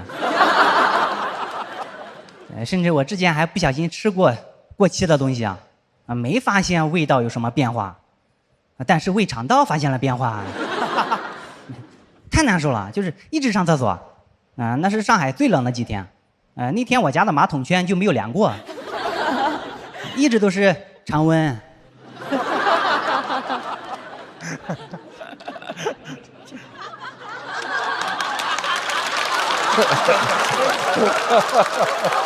等什么？为什么呀？行，没听懂的反应快一点哈。这要听不懂，后面可能全都听不懂了哈。开玩笑，谢谢。所以我一定要看生产日期。但是你们有没有觉得，现在很多商品生产日期都挺难找的，对吗？对。哎，有些东西我刚开始找的时候，它还没过期。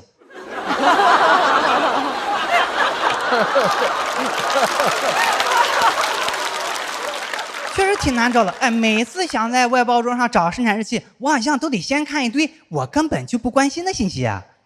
比如什么商品名称、配料表，甚至还有他们公司的什么名称、地址。为什么要把这些不关心的写在最前面？一般谁关心你们公司的地址啊？那即使我对这款牛奶很满意，我也不会想着千里迢迢去公司感谢他们。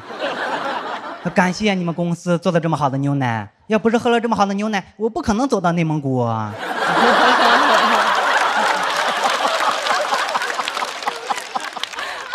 甚至还有的会在前面写着本产品采用国际惯用的杀菌技术处理，谁关心细菌是怎么死的？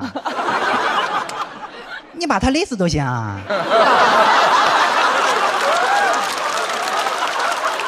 好不容易看到了生产日期4个字，后面往往是句废话，见外包装。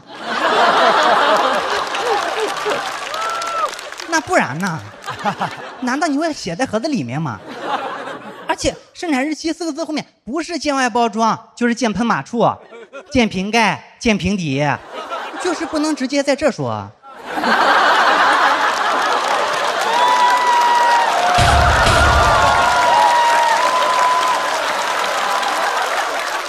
完了，浩哥，怎么？你是觉得这里不太方便啊？还想借一步说话？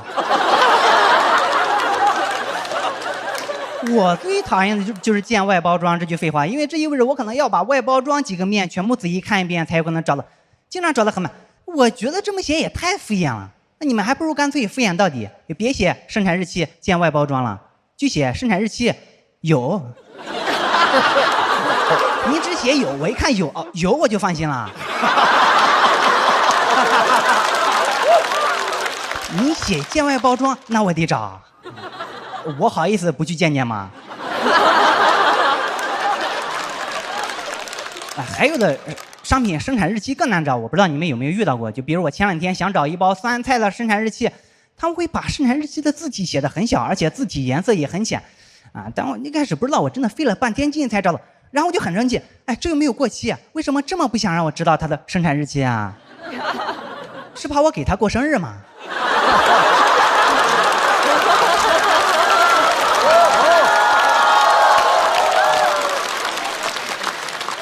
今天我们之所以欢聚在这里，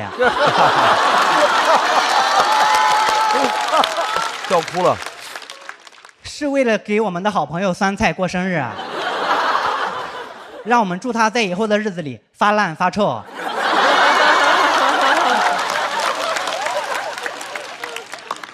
这梗响了啊，说明《小时代》还没有过期啊。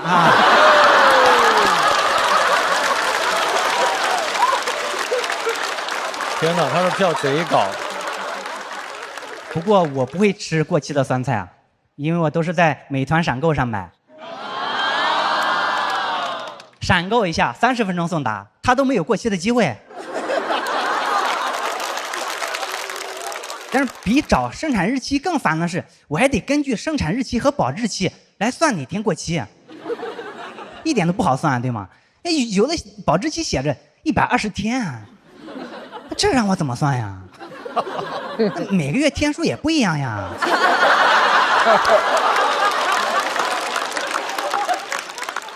还有闰月呢，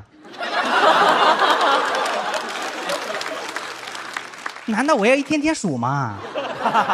对你们来说可能粗略算一下就行了，但是07那1-2天对我还有我家的马桶都很重要啊，真的很重要，这决定了我要不要出远门。别人都是出去吃好的啊，我是吃好的才能出去。有时候还会碰到这样一种情况，就是他昨天才过期，那能不能吃呢？能，这就不是一个数学问题了，啊，这是一个哲学问题，这涉及到时间的本质。时间其实就是昨天、今天和明天。反正我的做法是，昨天过期的面包，我会配一个明天过期的牛奶。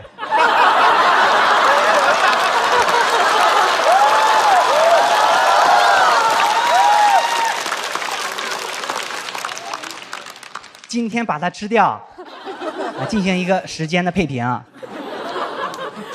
我真的不能理解为什么像生产日期这样的信息不能弄得直观一点。然后我就上网查了啊，有原因是这样的，就是他们觉得如果把生产日期设计的特别好找，那我们在买东西的时候可能就会优先挑选那些最新鲜的，那些不太新鲜的就会一直被剩下啊，可能直到过期了都没有人买。那没有人买你就自己吃呀。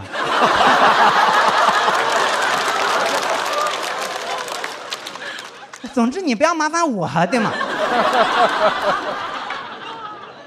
我觉得这些公司其实是有点双标的，因为他们不想让我们挑选生产日期，但是他们在面试的时候会挑选我们的生产日期啊。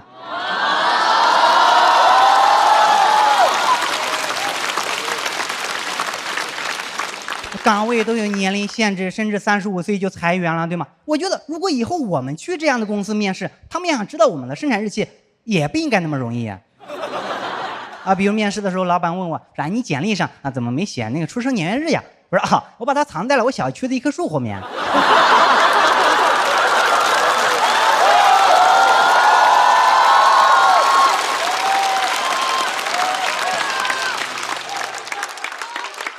你自己去找哈。讲到这里，感谢各位。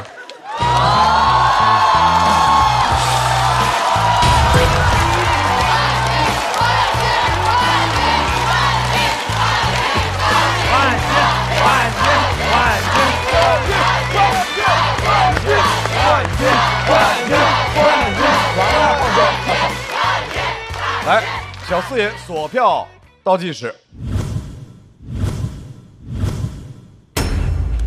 谢谢。其实不是内容了，他的表演风格，他的说话方式是有毒的。我发现他每次都是在一个事儿上来回倒腾，是的但是他说你有感觉他说的特别有道理，真的是。哎，小四爷，你会被自己逗乐吗？就是你自个儿逗着自个儿说，我太好笑了，你会。卢老师跟我们聊的时候说，你每次演出根本不是演出，是在炫技。我感觉他能把这一件事儿说一个专场，只是我们这儿篇幅限制，他只好忍了。哇，哎，小四爷，我多问一个问题，就是除了这个生产日期之外，生活里面还有什么样的细节？你就简单的说，是你特别想吐槽的。我有一次去便利店买饮料啊，然后看到有个果汁饮料上面写着大大的几个字是果汁含量12%。我当时就很震惊，我说这12%都能拿出来宣传了吗？我说那我之前喝的果汁饮料都是什么啊？都是不小心放了一点果汁吗？还是？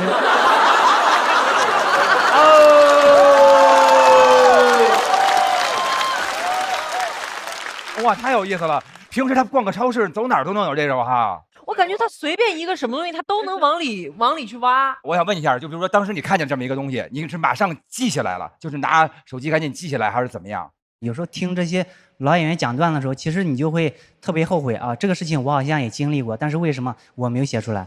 所以就会变得敏感一点，就记下了啊。我就是觉得有的脱口秀演员的段子，你可能听完之后，你可能忘了他前面说的什么了，但是他每一次讲的段子，像上一次讲的那个，这是一顿饭的钱吗？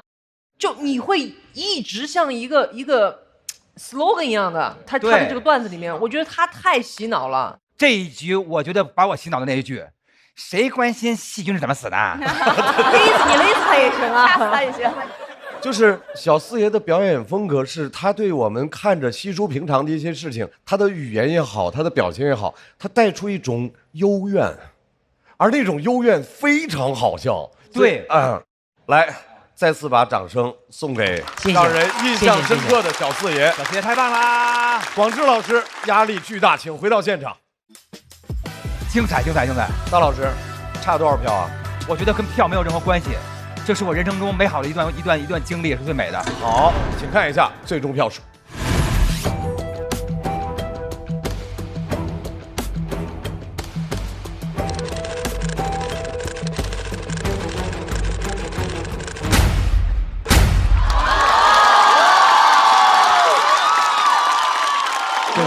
谢谢。完了，后头完了。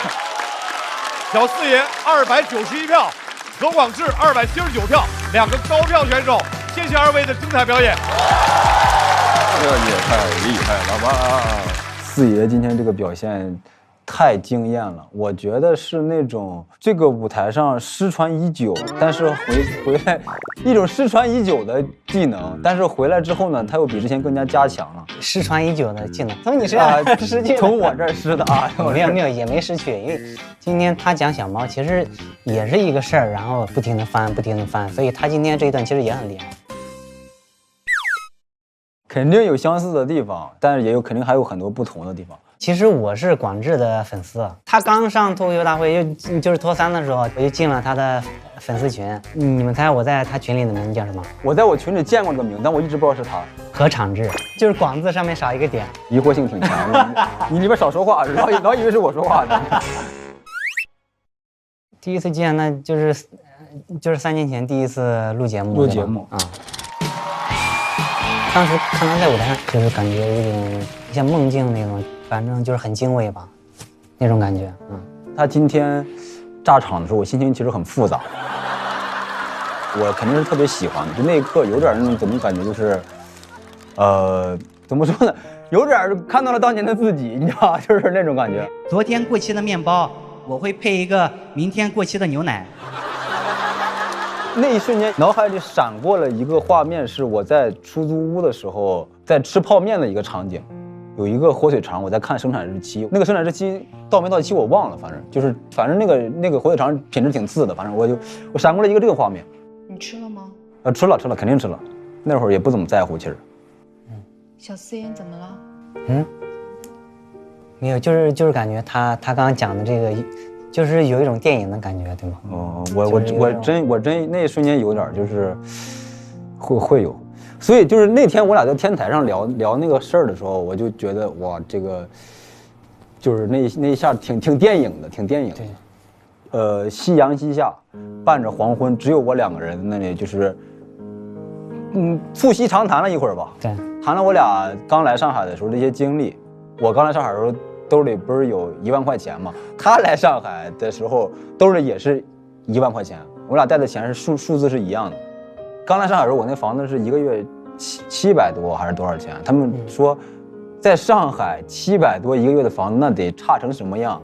我都没好意思说，那是我住过最好的房子，我都没好意思，挺好的，其实。对，我也觉得那个挺好，挺好的。对，只是远，然后小。对，8平9平吧。我9平多，是在嘉定，11号线终点站，他是我是7号线终点站，我俩都是终点，因为很简单，就是终点站是最便宜的。对。我那时候能坐公交不坐地铁，因为我们住得远，地铁6块钱，老贵了那时候。我有时候就是骑车回家，大概10几公里这种。我是有一次坐地铁末班车坐过站了，你知道，坐到苏州那个方向了，你知道吧？舍不得打车，只能骑自行车回来，骑了1个小时吧，差不多。其实你要说硬说打，那也可以50、60块钱嘛，就是欠华北嘛。舍不得，其实就是我打车，我会怪自己为什么没赶上那个末班车，我就会陷入这个责怪里，我就更不能打车了。你们觉得今天是一场什么样的对决？广智和他曾经的自己。我觉得像那个接力比赛，我稳稳地交出了那一棒。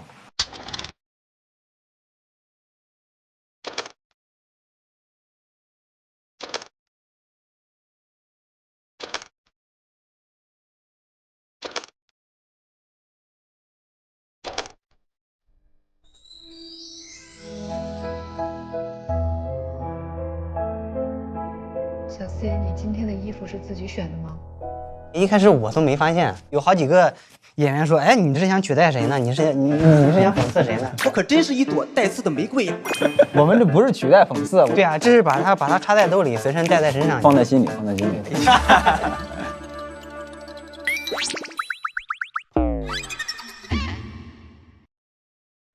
看看我这段子写的咋样？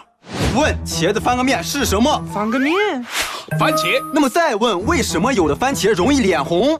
因为它没做防晒。是阳光番茄的哦。我这本来有2颗阳光番茄啊，请问另一颗去哪里了嘞？被做成茄皇啦！因为每种茄皇里都有约1颗阳光番茄。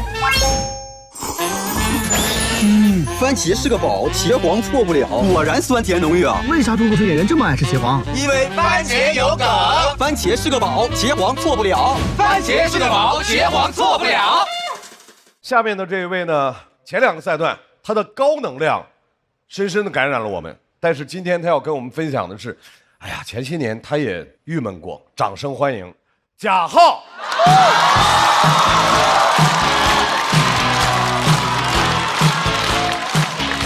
Hello， 1楼的朋友、2楼的朋友，大家好，我是小浩，欢迎大家，欢迎大家，欢迎大家。哎，每次见到观众，其实心里都会很开心。但我最近有一个小的困惑，就是节目期间，最近上海看开放麦的观众，有的是不是来得太勤了？他们很懂行，他们每天都来看，他们知道这个节目上了线，在线下就再也听不到了，都是些临期段子。对，有的来得太勤了。但观众，你们知不知道每个赛段10几天，演员会重复打磨1套段子？所以上个礼拜有观众给我发私信说：“浩哥，你这个段子我听了7遍了，你今天改了1句话，不如不改。”哎，有的真的来得勤到你们有些观众的 ID 我都记得了，那些标题我都背得下来了。什么？谁是开到呼兰和庞博的幸运小女孩呀？哎，这个小女孩也太幸运了，他俩都不在一个平台，王不见王，就见你。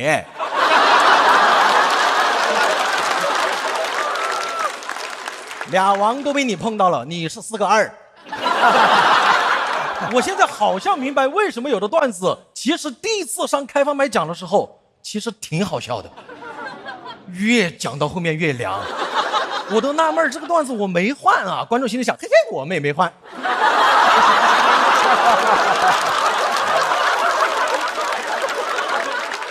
我去的勤肯定是因为我比赛焦虑嘛。我现在都记得，我早几年比赛老是一轮游的时候，我甚至焦虑到专门请了线上的心理咨询师。我很坦诚，我说我觉得同行都比我好笑，都比我进步得快。咨询师说：“小浩，你有没有考虑过承认自己根本就不如别人呢？”哎呦，我心里想，我花钱是想听点我不知道的。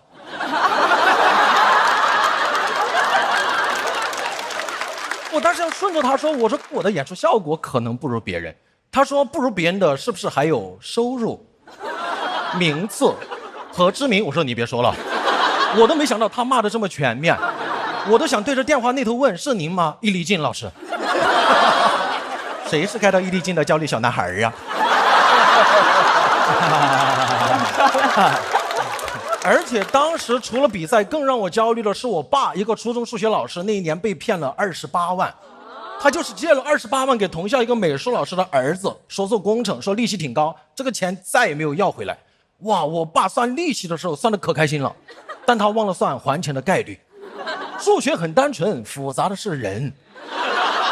但家里没有怨过他，家里没有怨过他哦，因为我觉得一个数学老师很难有自己专业知识维权，他总不能拿个三角板把那个美术老师逼到墙角还钱，不然老子拿可赛赛你。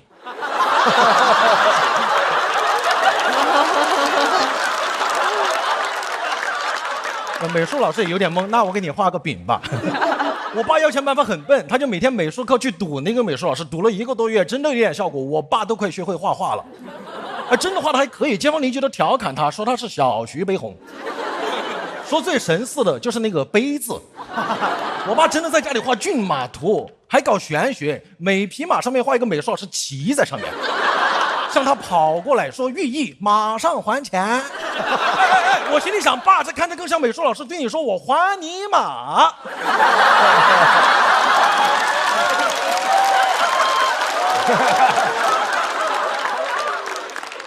8匹要不回来这个钱，我爸要了几年都要不回来，最后轴的说我要是死了都要不回来，你就接着要，你要再要不回来，以后你儿子接着要。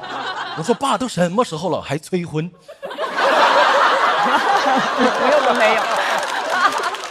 这个事情对我影响应该很大，因为以前我爸都跟我说，以后你在上海结婚买房什么的，爸给你存留钱。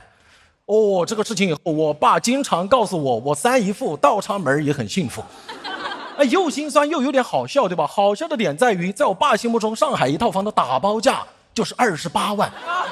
28万在上海买房能买啥？能买个2平米、3平米不得了了，对吧？还结婚用，那我结婚都不叫闹洞房，那就叫闹洞。龙生龙，凤生凤，耗子结婚在闹洞。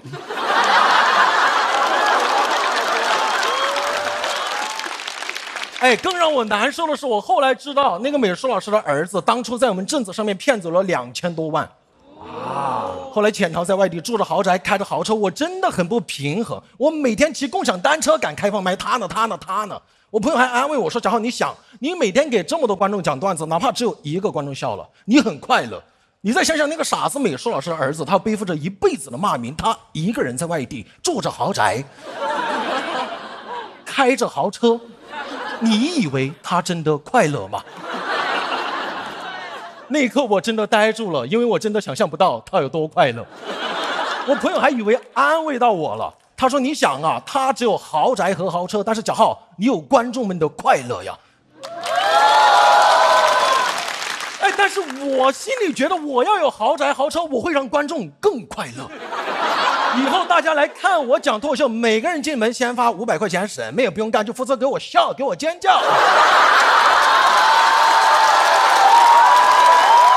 我后面，但我没有，我只有一口气。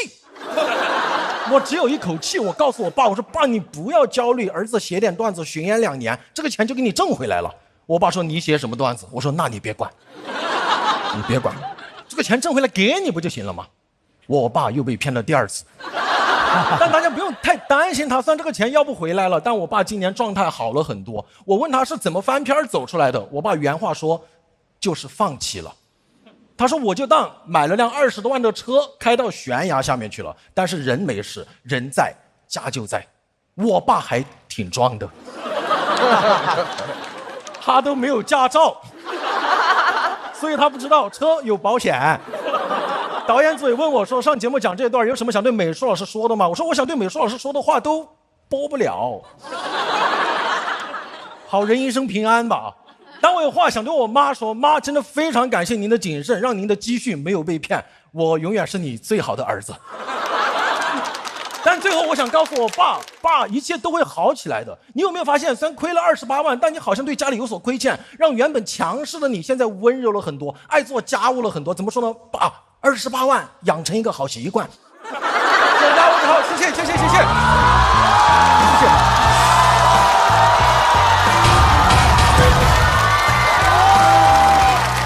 没掉，我就一直在往前走。成本点280万票，准备，能行啊？行，好，我稳住，我们先把这一点。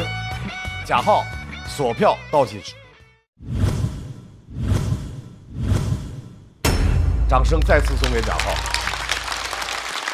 贾浩在我们这期节目里面实在是怎么打怎么有，对，太厉害了。他好像和这个舞台已经浑然一体了。贾浩就是那种极其敏锐的人，对，我觉得他演出是一次亏都不会白吃的，不是白吃啊，就是说他就知道，比如说这次演出也许有一点问题，他下回一定会把这个东西变成自个儿的另外一种写的方式。所有的那些教训都能够对所有的教训，因为他都是有效失败，这一点非常非常厉害。而且贾浩现在的这个架势，他的表演的那种感觉，就是他要蹦到观众的身上去演去。但是我劝一句，就不用这么紧张，就说就可以再放松一点点，因为大家真的很爱你，你可以在台上再。因为大老师，我说句实在话，因为前面2个演员都很炸，我明白。就是我就接那种炸的场合，我前2分钟其实心里一直有在左右的摇摆，它其实有点影响我自己整体演出状态。我甚至脑子里能听到自己对话，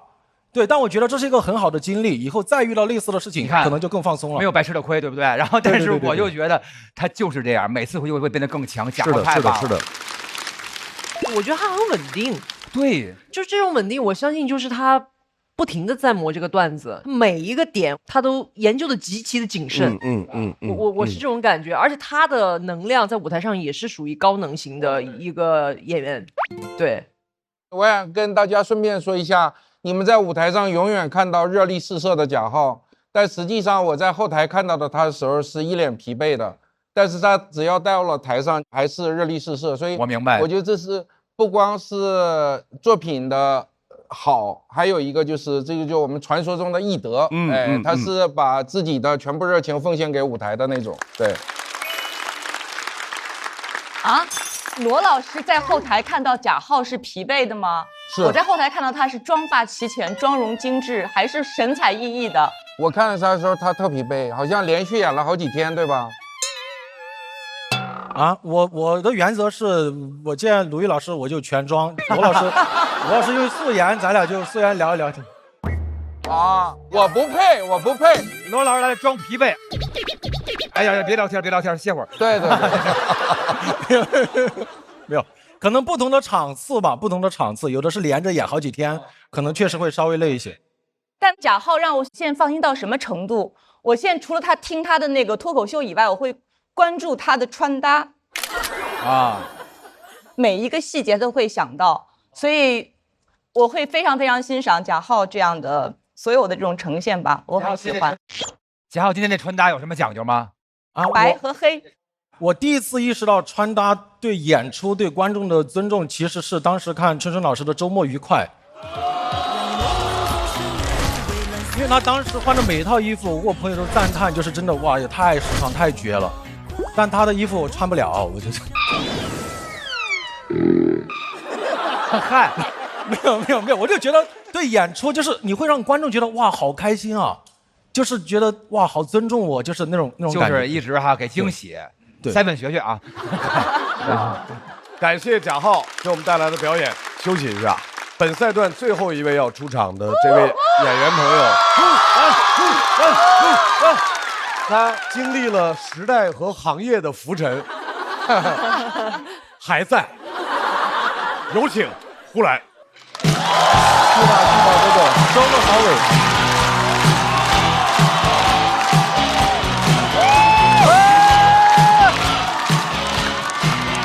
很好，哎，好，来这儿，大家好，我是呼兰。其实这轮写稿时间我们其实是不多的，大家其实都有点想放弃了，然后大家节目组就给搞成这种小组赛，啊，2人一组，然后开始比总分，大家就变得特别的努力，因为你总想着别拉队友的后腿，太无奈了，你知道资本家的招数也太多了。我特别害怕公司以后以2人一组发工资，1个月完了之后，在全公司拉通榜，找8个人再不发工资。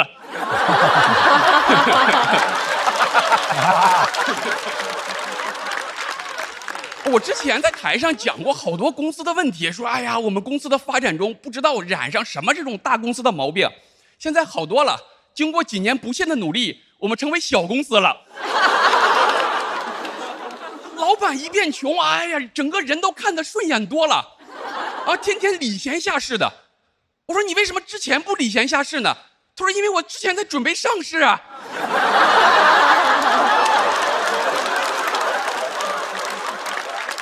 我说啊，你主要是容易上头，你还是啊喝点国民白酒老村长，真正纯粮酒，好喝不上头，让生活更开心。公司一小，整个组织架构都扁平化了。啊，以前我们学着那些大厂搞中台，现在没有了。现在公司前台今年也给裁了。啊，现在是保安兼前台。你想想看，只要不是访客跟歹徒同时来，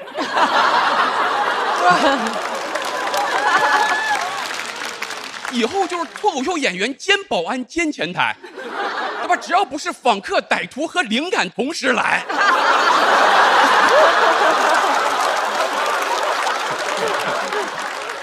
我们现在就是保安汇报给行政主管，行政主管直接汇报给董事长，啊，董事长是保安的+2。但凡行政主管请假，董事长直接领导保安。啊，我们公司3个老板，之前我在台上骂完老板之后，3个人全都哈哈乐。我说这是谁都没听进去啊。啊，后来才知道，每个人都以为我说的是另外2个人。但是我们啊，现在失去了小公司最大的优势，就是画饼。你看其他那些创业公司、小公司，经常会说：“哎呀，别看我们现在是小公司，到过几年做大了，你都不敢想象会什么样。”我们现在很难这么说。别看咱们现在是小公司，过几年做大了，做大了就是前2年的样子。我不用想象，我可以回忆，你知道，我都记着呢。前2天一个跟我说，要不然我给你点公司的股份吧。他说完自己乐出来了。我说别，己所不欲，勿施于人。老板现在就是想骗我，没有什么能拿得出手的东西。我特别害怕老板有一天跟我说咱们啊修的是来世。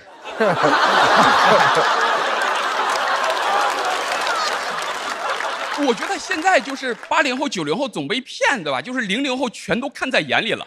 所以说现在老板很难骗到00后了，就可着我们在这骗。00后都说了，说我是没吃过猪肉，但是看过猪上当受骗呀。你看所有的这些招数，其实只能用1次。你看曹操用望梅止渴，你不能说曹操用完望梅止渴说，哎，这招好使，以后出门就不带水了。不行，对吧？你第1次曹操用，前方说啊，前方有梅林，士兵还能口齿生津。你第2次就口吐芬芳了。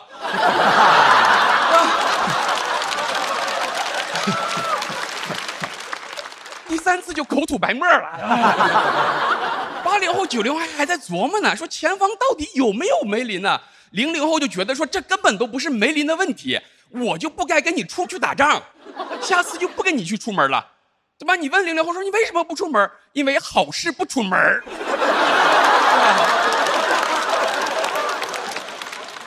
也一样，你看现在00后也开始不买房了，因为他看见了前面买房的人一边口吐芬芳，一边口吐白沫。有道理，你看上海现在1平米均价6.3万，1平米6.3万，你有这个钱，你能去看30-40场演唱会。你要不喜欢听歌，喜欢听脱口秀就更好了。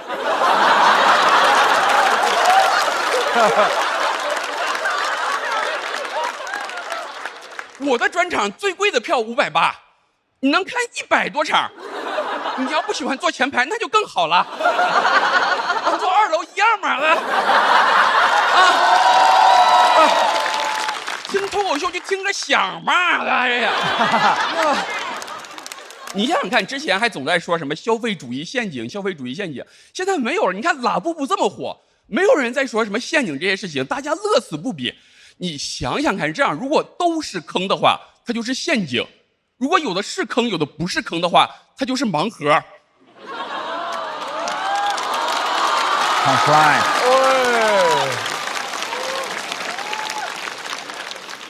我之前那时候上班的时候谈好了月薪1万，上班之后你才知道，他说的这1万里面还包含了2000的绩效工资。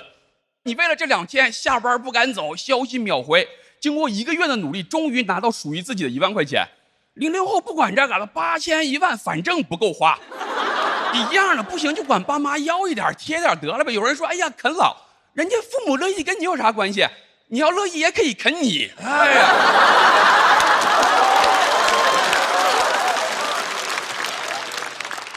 我开始上班的时候就看着60后、70后，我觉得，哎呀，你们这工作也太安稳了。我说这一眼看到头的日子也太恐怖了。现在年轻人看着我们说，这一眼望不着头的日子也太恐怖了。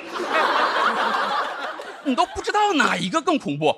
那时候上一代人总说，哎呀，好多事儿你不懂，你就是太年轻。现在我看现在的年轻人，我就觉得是我年轻的时候还是太年轻了。谢谢大家，我回来。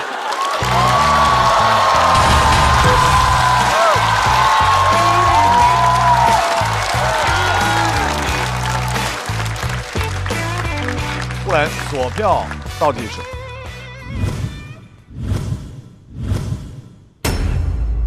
谢谢大家。基本上是属于另外一位，你永远不用担心他在台上会怎么表现的这样的一位脱口秀演员。好像是鲁豫老师上一届说的吧？就你可以永远相信呼兰，对吧？是的，是。呼兰比到现在不会真的有压力吧？会有压力，这个就是比赛就好看。放在谁那儿看着广志跟贾浩也嘚嘚嗖嗖，但是刚才小四爷特别好，然后我就开心，我说啊，与有荣焉，与有荣焉，开心，开心，开心。夸奖呼兰的词儿，我已经词穷了。是的，是的。但是我觉得我会词穷，我发现呼兰的好就是没有上限的。是，觉得呼兰不仅是可爱有趣，然后他特别的智慧，真的是非常仗义的一个人啊。因为你知道，好多比如说他守护一棵树啊，那个树枝把它是个鸟，它直接就飞走了，但是它不飞走，它直接绕着那个树守护那棵树。我觉得这是一个非常美的存在。而且呼兰这一回不第一回又说，然后每年都来，就是陪伴大家，守护大家，每年见到呼兰那份温暖，我觉得特别好啊。而且我现在见到呼兰就是一种好朋友的感觉，就朋友演出开心，然后我演出也请呼兰去看，大家就是这种开心的感觉啊。所以说啊，时代和行业这些年一直在浮沉，不管是高处还是低处，呼兰总在，是一个给这个行业极大安全感的一位脱口秀演员，浮浮沉沉，他跟这茶包一样。再次掌声送给呼兰，谢谢大家，感谢大家，感谢大家。来，4位全部来到舞台，来了。完了，来哥俩，还没有完全那啥，但也行，反正就这个啊，这个你说，现在他们差12分嘛，差12分。你预测大老师能不能再拉回在8分以内？8分怎么样？我觉得8分。来，让我们看一下贾浩和呼兰各自获得的票数。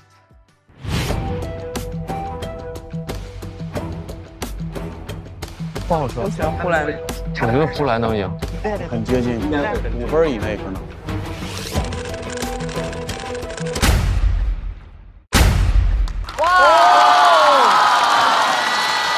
不少。哎呦，我们4个什么？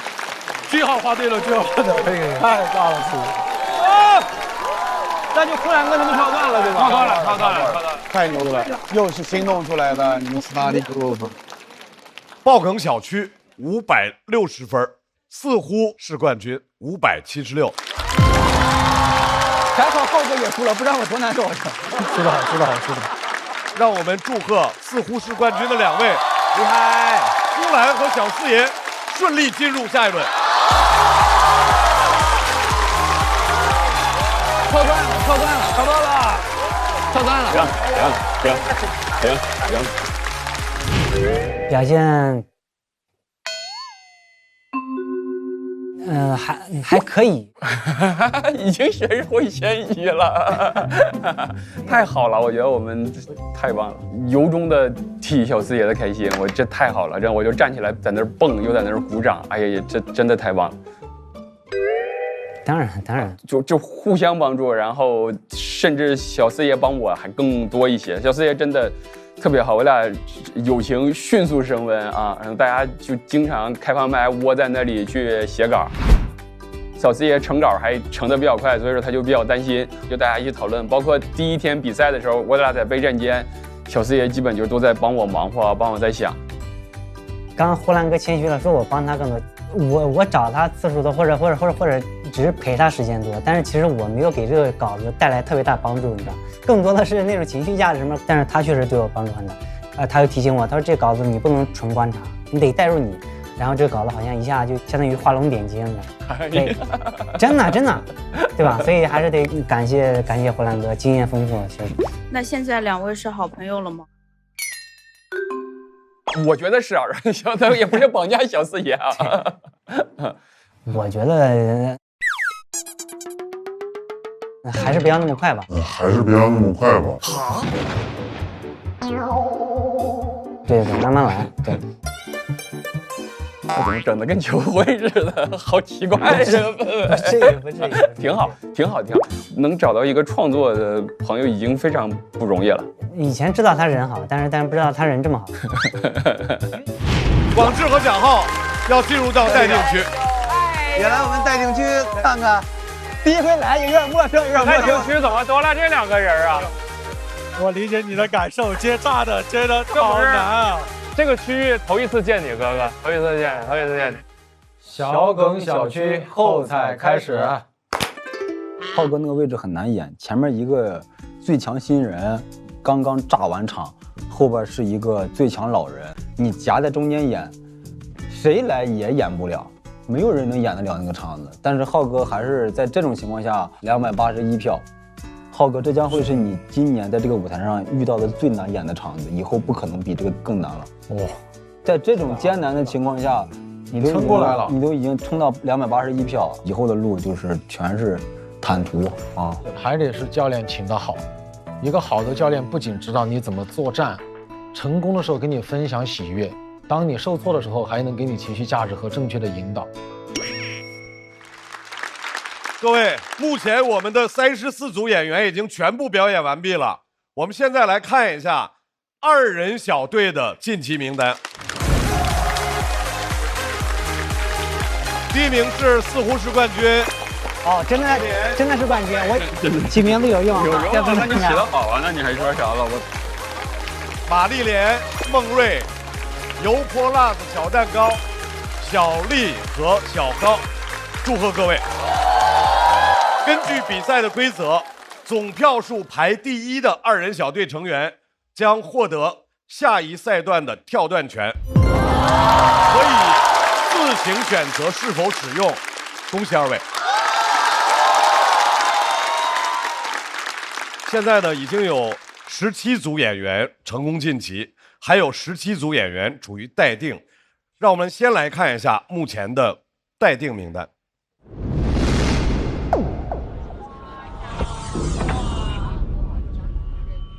本赛段一共有26个晋级名额，所以目前榜单中得票数前9名的演员可以获得最后的晋级名额。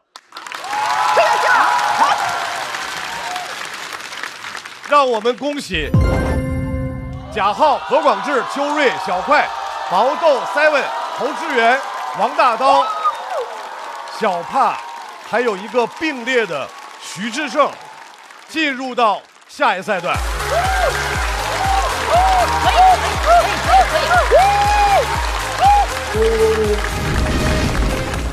再干一场，再干一场，干一场。我知道这一轮以这个成绩晋级，下一轮对我造成的压力会非常非常大，因为我坐在那儿，我在想，如果只晋级8个人，我和小帕中间只能留1个的话，我可能就会退出了。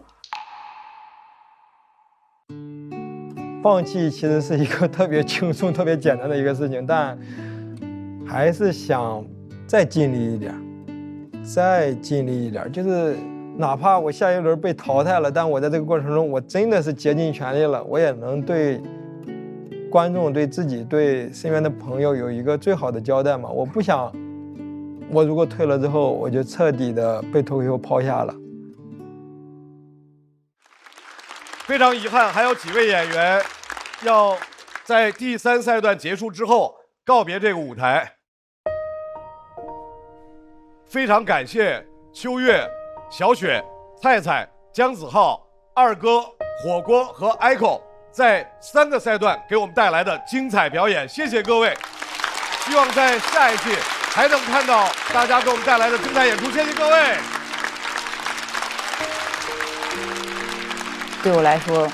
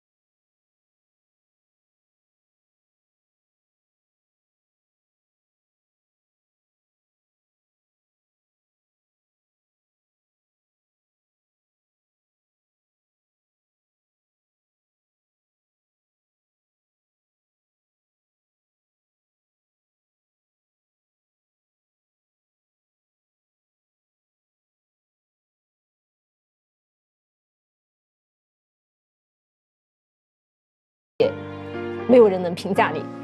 继续创作，回去发展我的粤语市场，发展我的粤语专场，会不会发展的很好，很顺利？哥，这也太巧了，我怎么就翻到这个家伙？他说不过如此。我老二能不能在脱口秀这个道路上再走得远一些？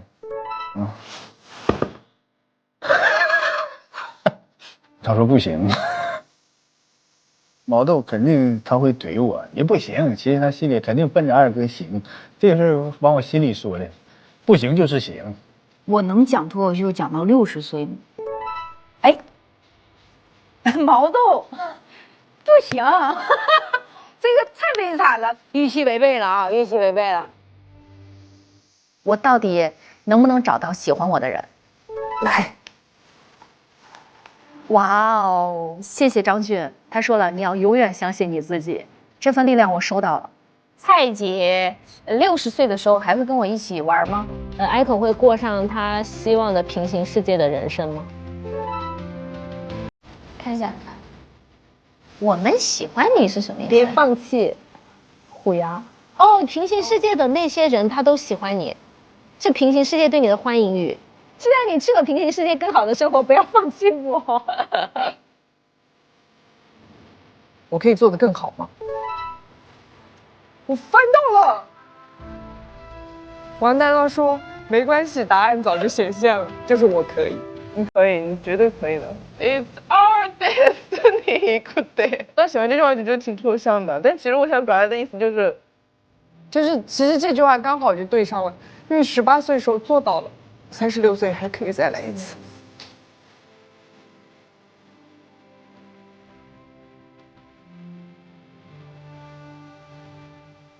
大家好，我是秋月，是一名滑雪教练。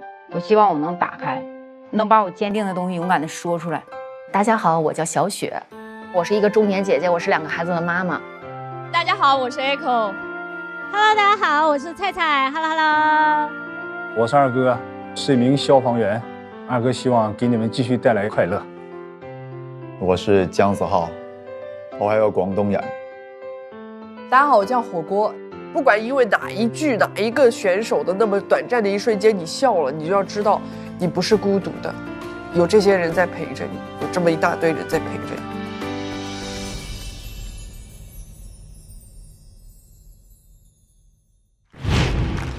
脱口秀和他的朋友第2季第3赛段交朋友赛到这儿就全部都结束了。美团闪购神速晋级快人一步。现在让我们来看一下本赛段的晋级演员名单。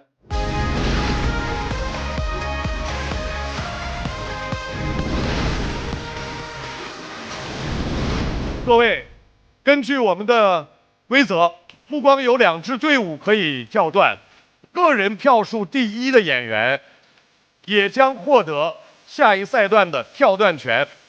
这位朋友的名字叫孙书恒。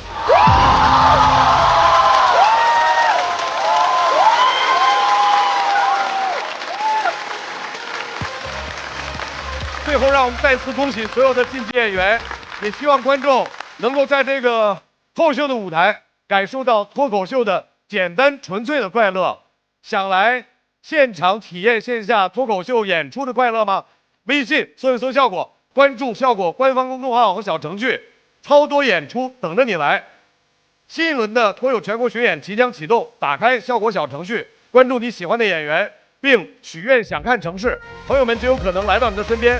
比赛仍然在继续，下周同一时间，欢迎各位继续关注，我们下周见。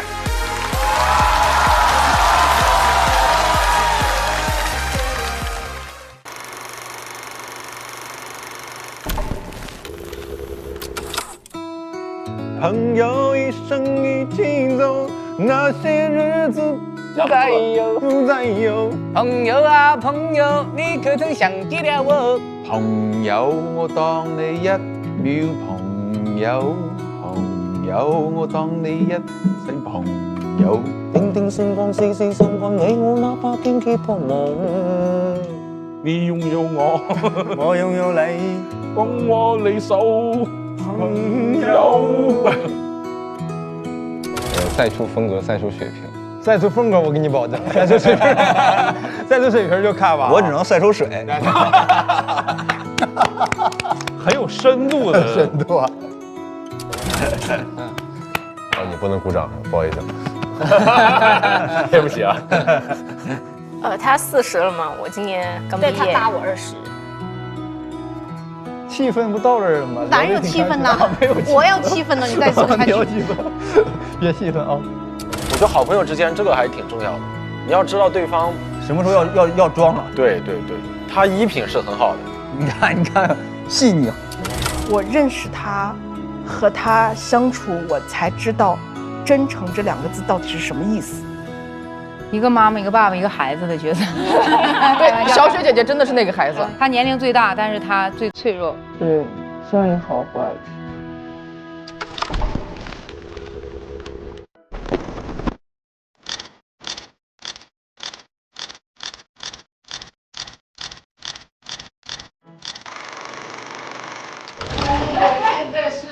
行吗？啥意思啊？我把脸倒了，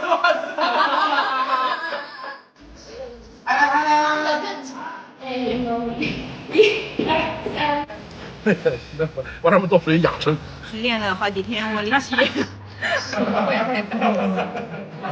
看一下这个，我这保护用耗子，他们说嘛。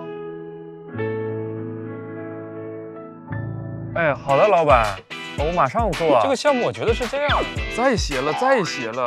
谢谢大家，我是赛文。好累。检测到赛文状态不足，快找回状态。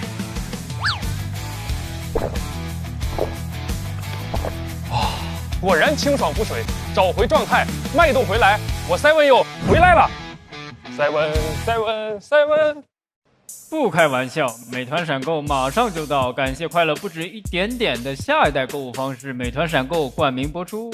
番茄是个宝，茄黄错不了。感谢约1颗阳光番茄在里面的茄黄联合赞助播出，让生活更开心。感谢国民白酒老村长特约赞助播出。宝宝内外强护，未来自会闪耀。感谢守护宝宝闪耀成长的 A2 紫药 HMO 婴幼儿奶粉赞助播出。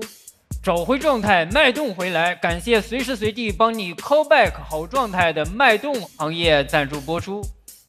聊天就要吃乐事，分享美味，快乐加倍。感谢片片薄脆，乐事不停的乐事赞助播出。真真好笑，真有机。本节目由3方认证真有机的海天有机赞助播出。欢迎大家来到脱口秀和他的朋友们第4赛段临门一嘴赛正式开始。除去晋级的5位和跳段的5位，最终待定区的朋友票数前8的选手才能够晋级半决赛。我觉得他挺狠的，而是笑中有狠。节目组也很缺德，到咱们这儿已经完全没人管了吗？我听了以后太有共鸣了，简直是我的嘴替。我们来看一下，谁能够成功进入到半决赛。